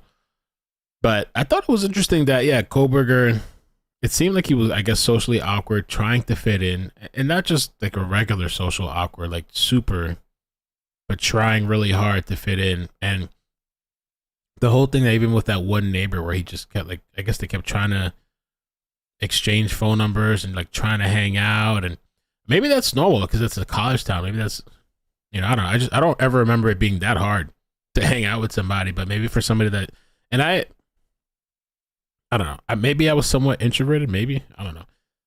But it's kind of odd. And then the whole thing too with that other neighbor, with the woman, I guess maybe he lived above her and she was talking about that this guy was up to like 4 a.m. pretty frequently and like the disposal machines on and this guy's just pacing back and forth, like I guess for hours and stuff. She didn't want to complain because they had a crying baby in the house, I guess, and so she was hoping that he would offer the same courtesy. But that's weird. I wonder what he was doing with that disposal thing. Just all hours of the night, running a garbage disposal from the sink, I guess. And then, where they said this guy had more pep in his step after the killings, or that he even walked into that doctor's office, the appointment. He was like, oh, hi, hey, how you doing? Oh, hi, no, I'm great. Oh, no, you guys are fantastic. They were so thrown back, but like, wow, this guy's really nice, that they even had to comment about how nice he is. You know? It's almost, I don't know, so was he like alleviated or something by doing this? Roy. That was Chris, Nancy. Jump in. Bro, the birthing hips. Sincerely, Katie. The birthing hips, that was kind of funny. Well, the whole thing is because Nancy said breeder hips. I don't know if you heard about that. They don't really like my post on Twitter. They're probably upset that I posted that. It's not really getting much engagement. Oh, what does he know?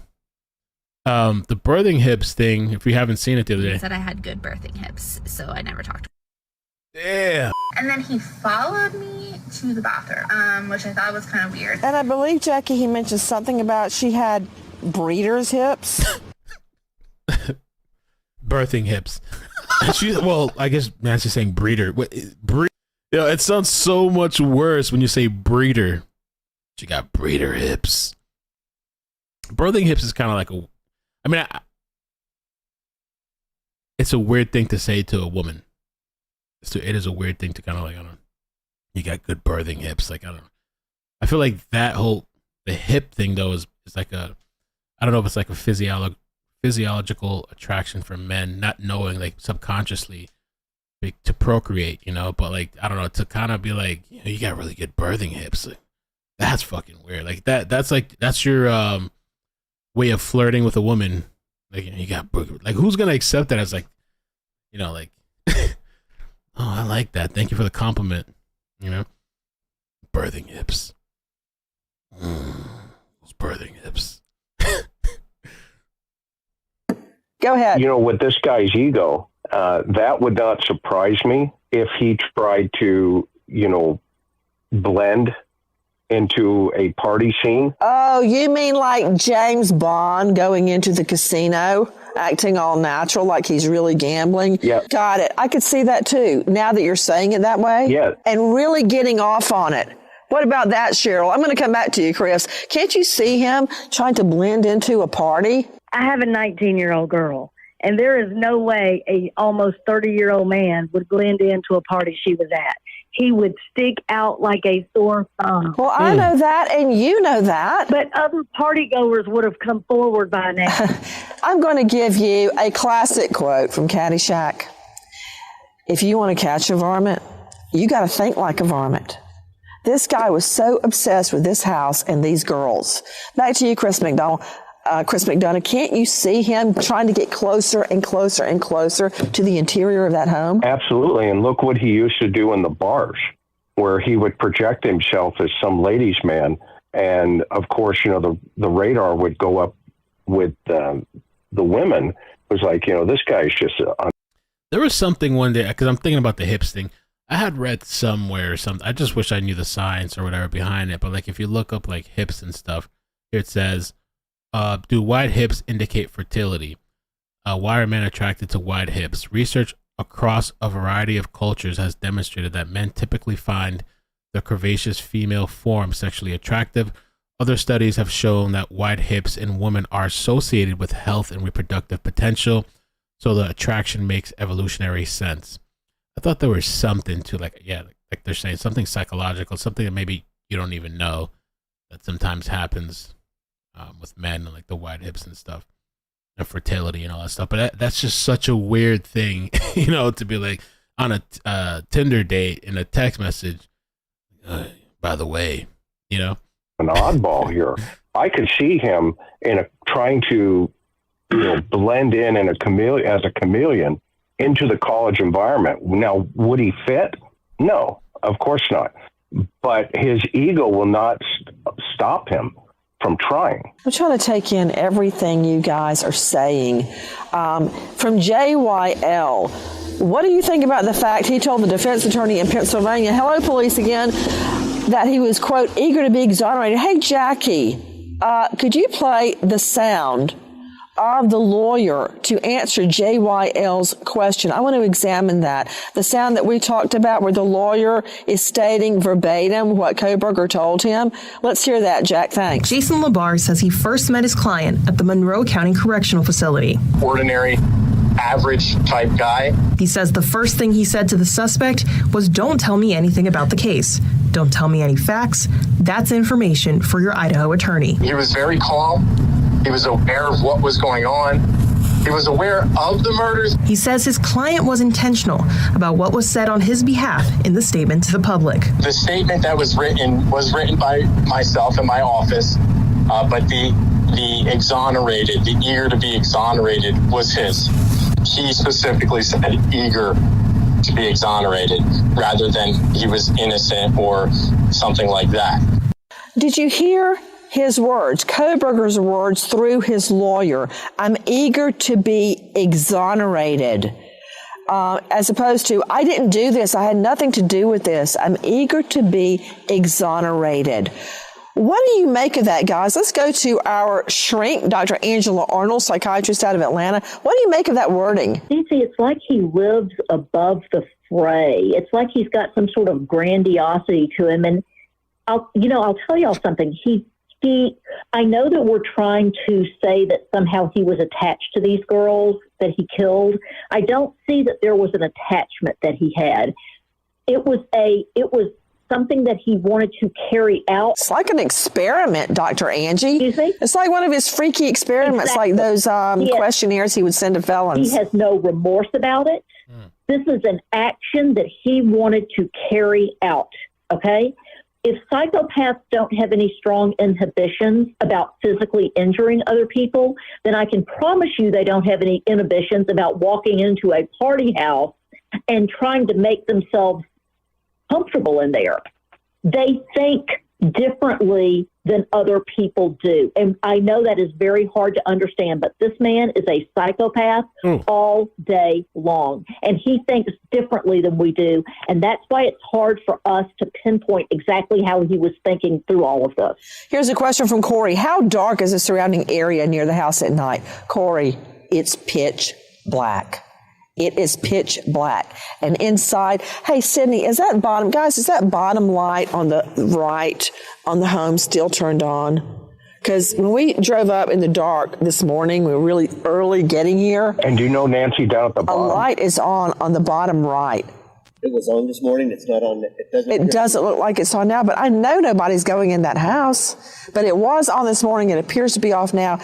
Hold on, Chris McDonough. I think that was you.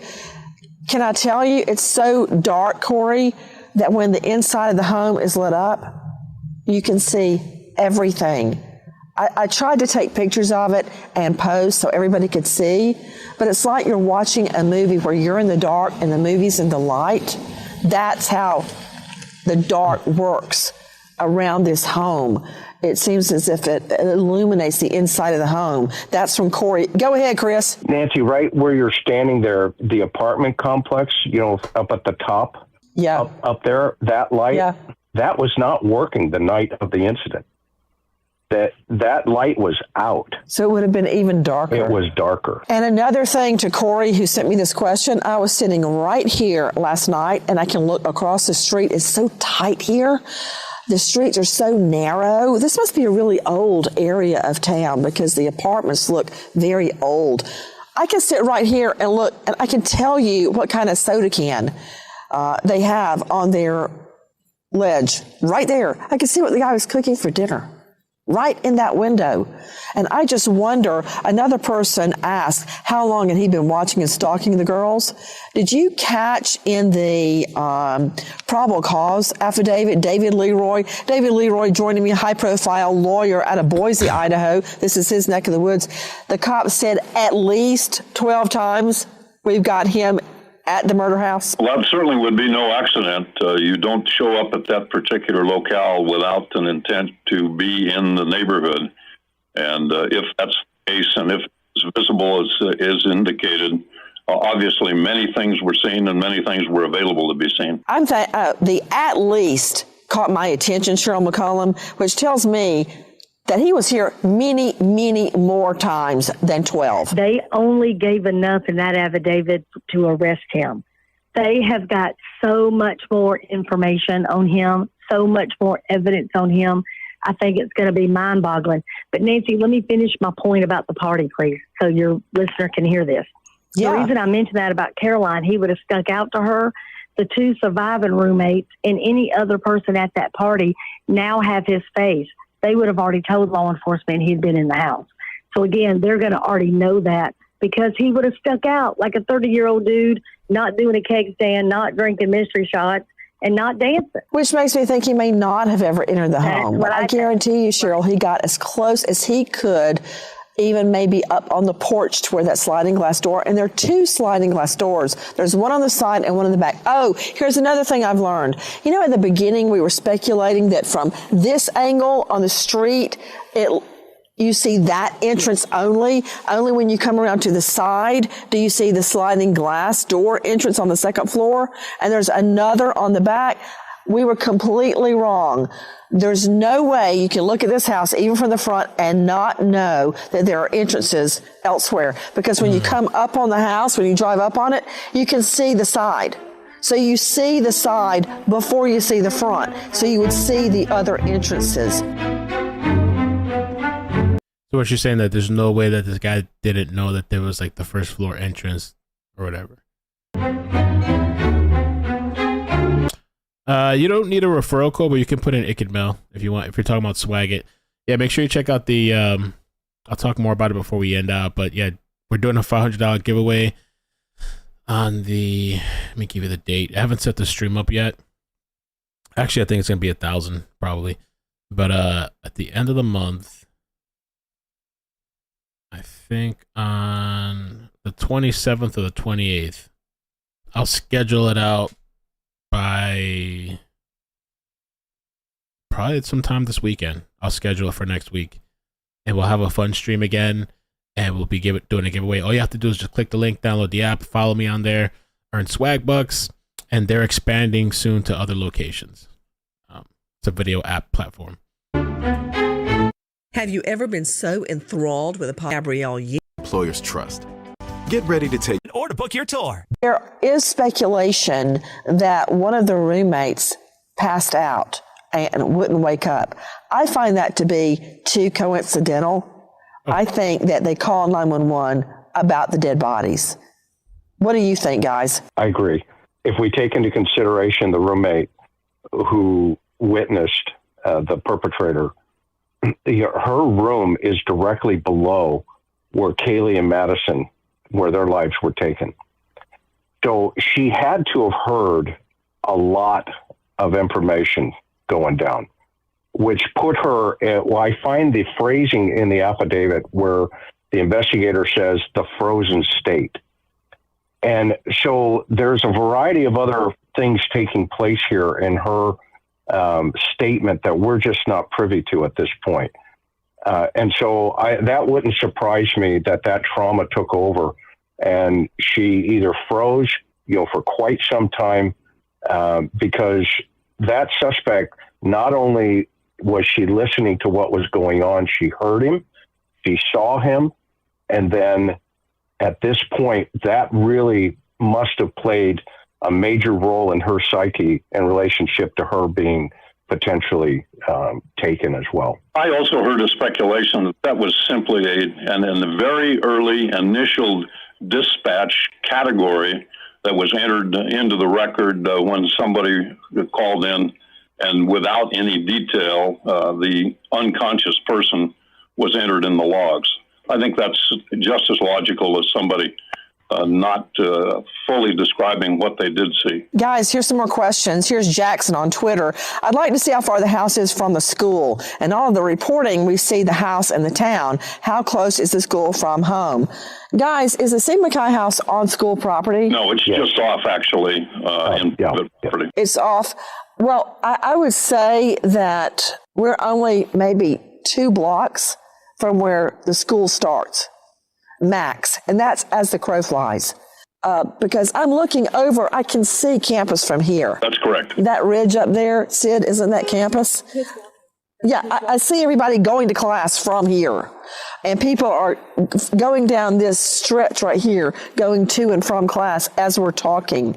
So it's really, really close. Again, the streets are so tight, there's no way, if there had been surveillance video cams here, that they would not have caught the car. Okay, here's one. The dad. Anyway, he was aware his son was involved, especially after the FBI was looking for a white car. If the dad did not know that Ellie was looking for a white Elantra, he would probably be the only one in the country that didn't know.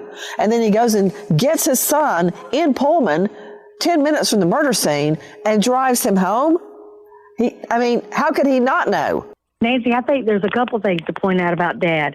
Was he sent there, in recent days to drive back with him, or was that something planned before the murders? I'd like to know that. Okay, number 2. It was long planned. And listen, it was long planned. When he stopped by law enforcement, Dad is answering questions for him to the officer. Is that something he typically does? Didn't one of them say they were going for Thai food? Yes. Accused said it. Who in the hay would say we're going for Thai food on the internet? Instead of just saying I'm driving home for the holiday. That's a lie. Right. His parents also had to know, and this is where patterns come in. How often did he take out the trash? I bet he didn't never take it out with gloves at 4 a.m. Right. How many times in the freezing cold did he clean his car? I bet never. Here's another question, guys, from VEE. How big are the windows? Could he see? I guess she's talking about D as in DM and bedrooms. Maybe lights on if he was looking from a distance before or after the crime. Oh my goodness. They're big. And they don't have the crisscross panes in them. They're just big, clear, paned windows. What would you say? They're about 4x4 windows? 3x4? They're big. They look to be the windows that you slide open horizontally because they're not paned. There's nothing obscuring his vision. Here's from Gina. Everyone's saying Dylan locked eyes with the killer, yet that's not in the PC document. Any idea the killer actually saw her as he was leaving? I would say a big no to that. That's online rumors that they locked eyes. Nobody has said that except on social media. And I think if the killer actually locked eyes with her or saw her, he would have killed her too. He walked through the room that was totally dark with that neon light shining that said good vibes. And I think amazingly, he walked right by her. Here's the question about how far the house is from the school. Here's a really good one from Kara. Any unsolved murders in a 60-mile radius from Pullman since this summer? How about 60 miles from his home in Pennsylvania? New Jersey, New York? What about that? I mean, how likely is it, Dr. Angela Arnold, that he goes from 0 to 100 MPH on his first try, that he goes into a home and in 16 minutes stabs dead 4 people and almost gets away with it? And of course, he's assumed innocent till proven guilty. We know that. But does that happen overnight, or is this just round 2 or 3 for him? I believe it's going to be round 2 or 3 or 10 for him. And what? Oh, hell nah. You think he's killed before? Yo, Mel, drink up some Red Bull and vodka, bro. It's kind of late. It's a little bit late, man. I was kind of curious to hear what that lady was going to say. What do you guys in the chat think? You guys think he's done this before? I don't know. Brian's first time. Let me look real quick. There's a couple of things just on her page. And I don't know. I have no idea what we're going to do tomorrow. I sometimes don't even find out until like the very last minute. We just go by play. But I have a feeling too, since there's probably not going to be any major updates for a while in this story, I'm thinking, so we'll be shifting, probably start covering some other cases. We got in an SUV, and the SUV was taken from the murder scene. Oh, this is the video. All the way back to Kohberger's Pullman home. And I want to tell you what we learned. He didn't go straight home. I think he was trying to throw off LA law enforcement. What should have been a 9 to 15 minute drive turned out to be an hour drive. It reminds me a lot of Murdaugh on his rural route when he got shot in the head and lied about it. Remember, he claimed he took this long, circuitous route from A to B. When it would have been about an 11-minute drive, he chose to make a 45-minute drive. so he wouldn't be seen when he had himself shot in the head as an alibi of sorts. But long story short, this route taken in the middle of the night, that's when we took the route in the pitch dark. It's very sparse. It's a real no man's land. He could have thrown that knife anywhere. Yeah. It does not get even close to the Snake River, so I don't believe the knife is in the Snake River. But there were some homes, but no traffic. We passed about 2 or 3 cars the whole hour. Pitch dark, no street lights, which is common in the country. But he could have done anything he wanted with that knife. Now, this is what I want to throw to you guys. Do you believe, as I do, that if LE, law enforcement, looks at the records long enough, they will catch him with his cell phone plotting that route, practicing that route? What do you think, Cheryl McCollum?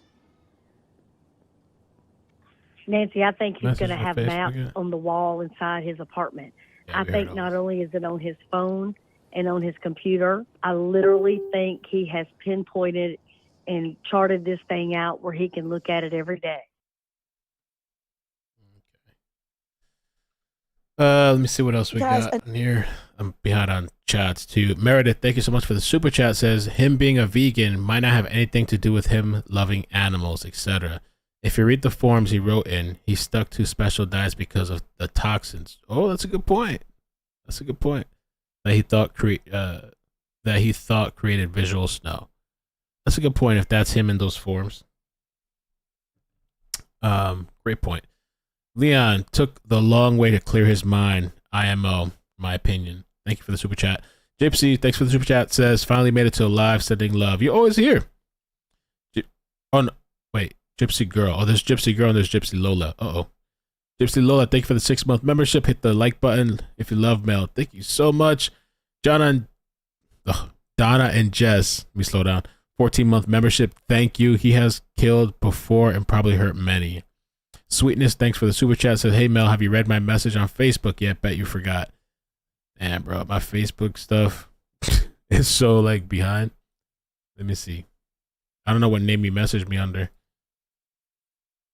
Facebook, Instagram. I barely even check Instagram anymore. There's so many messages there. Literally my inbox is full.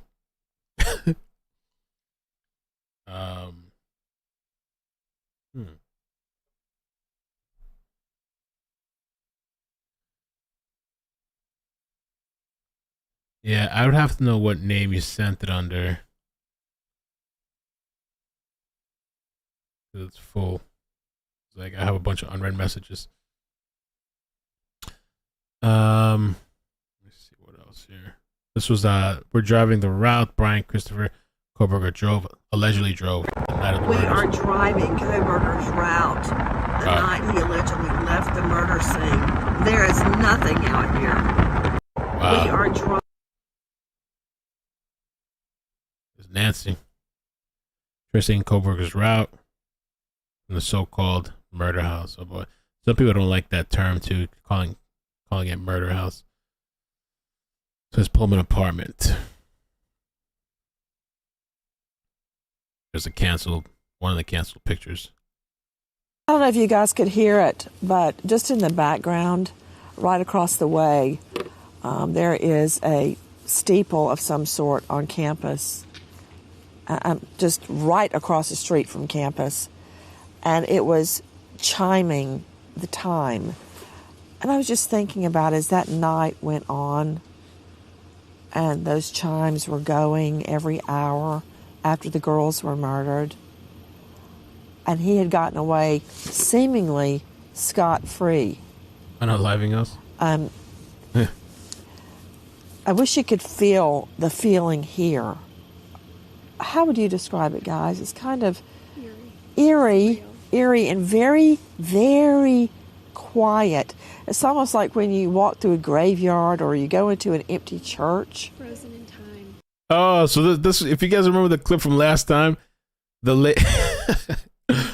were listening. I think it was yesterday. It sounded like somebody was just feeding her shit in like a ear in her ear, and I'm like, what's going on over there? But yeah, like somebody else said, it's somebody just talking. You describe it, guys. It's kind of just talking to people. Eerie, eerie and very, very quiet. It's almost like when you walk through a graveyard or you go into an empty church. Frozen in time.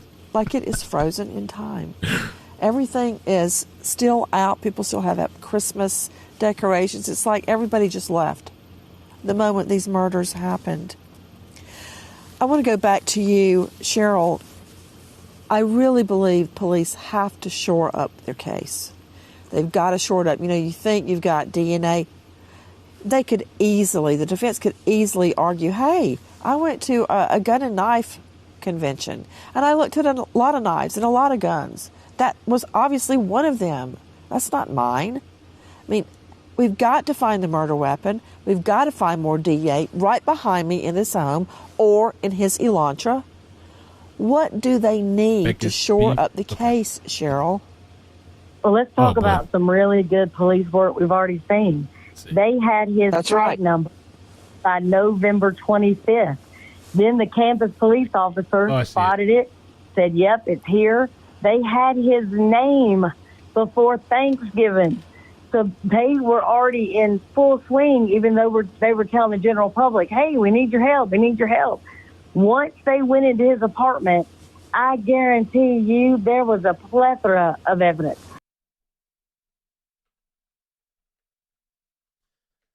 So, Becky, I got your message. I looked you up, and thank you so much. You said I got to go check my P.O. box. It's been a while, and I've had a couple people, I think they sent me something.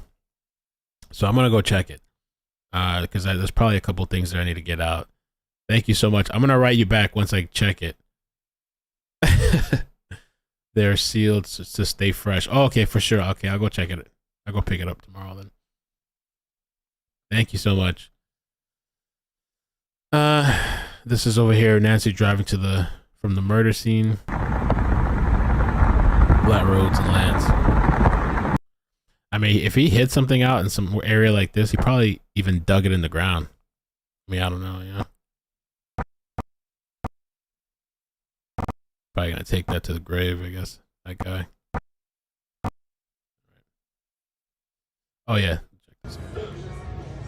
Inside the Mad Greek restaurant, can really feel this is a place Xana, K, and Maddie M loved. It's sad because, yeah, like all of us. It's sad because, yeah. All right. I guess we're at the end of the stream. So let's see. Sweetness, I'm gonna look out for you. If you send me another message on Facebook, it'll jump to the top so I can take a look. Bacon Mama, thank you so much. Becky P, I got your thank you for the 13-month membership. And thank you for the message. I'm gonna check my P.O. box. It said sent message on FB2, not urgent, but it's Becky P. Thank you. Tipsy Girl says you need to watch the Hollywood Medium. Okay, I lost it. I was gonna sneeze. It turned to like a yawn. I'll check it out sometime. I don't think I can play it on here. I don't know. I'll check it out sometime. And by the way, too, there was something on News Nation tonight that's supposed to be interesting. I was gonna jump on Discord, but it's too late now. Maybe another day. There was something interesting they were streaming tonight. I forgot who said what.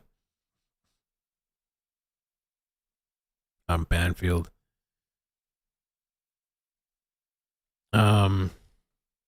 Chris Soria, Mel, do you think BK has a chance? No, not really, no. A trial in court to like get off? No, I don't.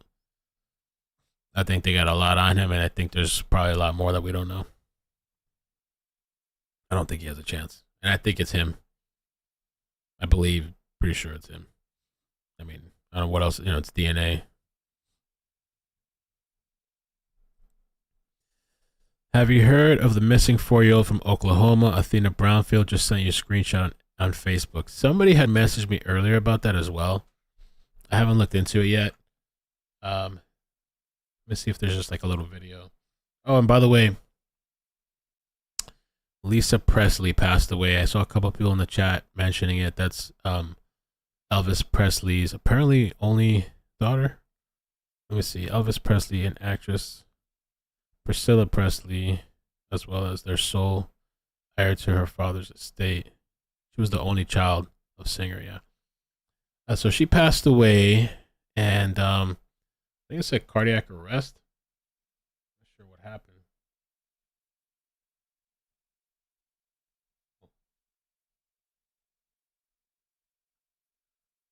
So Athena, I'm all over the place. Athena, maybe we can cover her tomorrow. Let me see.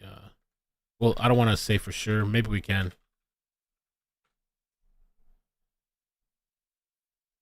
Oh, they made an arrest too. They arrested somebody. Okay. So let's cover that tomorrow. Maybe that might be a good possibility. That could be one of the stories we cover tomorrow, because I think we'll have 3 notifications. Let me just pull this up. I don't know what the hell I did. I lost it. There we go. So I think she had cardiac arrest. Lisa Marie Presley suffers cardiac arrest, rushed to hospital. Ex-husband performed CPR. And, I mean, that's pretty young. So 54, I wonder if she had any kind of health complications.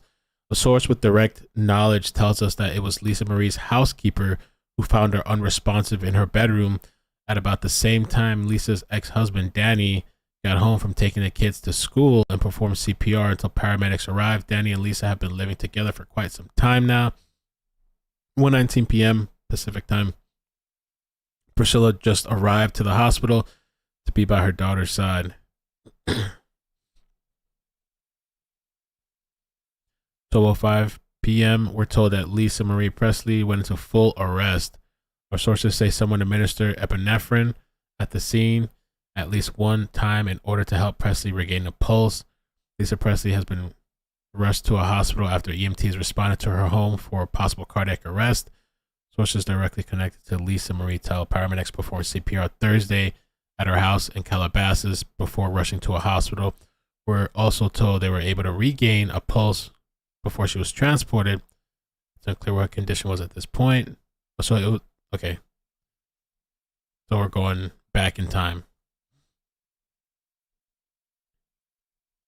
The 50-year-old singer and songwriter has 4 children, including Riley Keough and her son Benjamin. Oh, wow. Who died by unaliving in 2020. So she's passed away. Right? She passed away?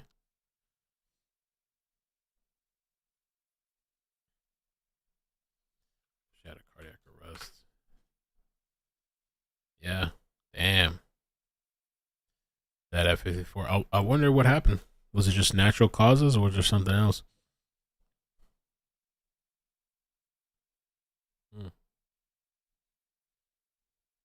Megs, thank you for that super chat. Yeah, so I think let's leave Athena for tomorrow. I sent you a screenshot on Facebook. Let's leave it for tomorrow so I can gather some stuff. Maybe we can do a live stream on Athena. And I'm not even gonna read that text. Yo, that's kind of interesting. I'm not gonna read it though. Yeah, we'll do Athena tomorrow, and yeah, we're gonna get some rest. So thank you guys so much for joining. Appreciate it. Hit the like button, subscribe,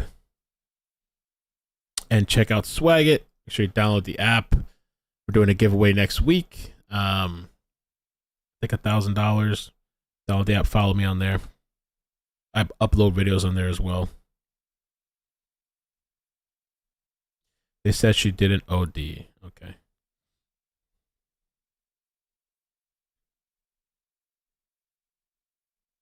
Somebody said, read what text? No, I think people get upset. You want to hear it? I won't say from who, but you want to hear it? I got a text and said, Probs had the vax. Lord almighty. But all right, man. Love you guys. Have a good night. Thank you so much. It's late too, kind of late. Peace. Love you guys. Somebody said undiagnosed heart problems. It happens far too often. Okay. Peace. Bloop, bloop, bloop, bloop. Bloop. Bye. Bye. No.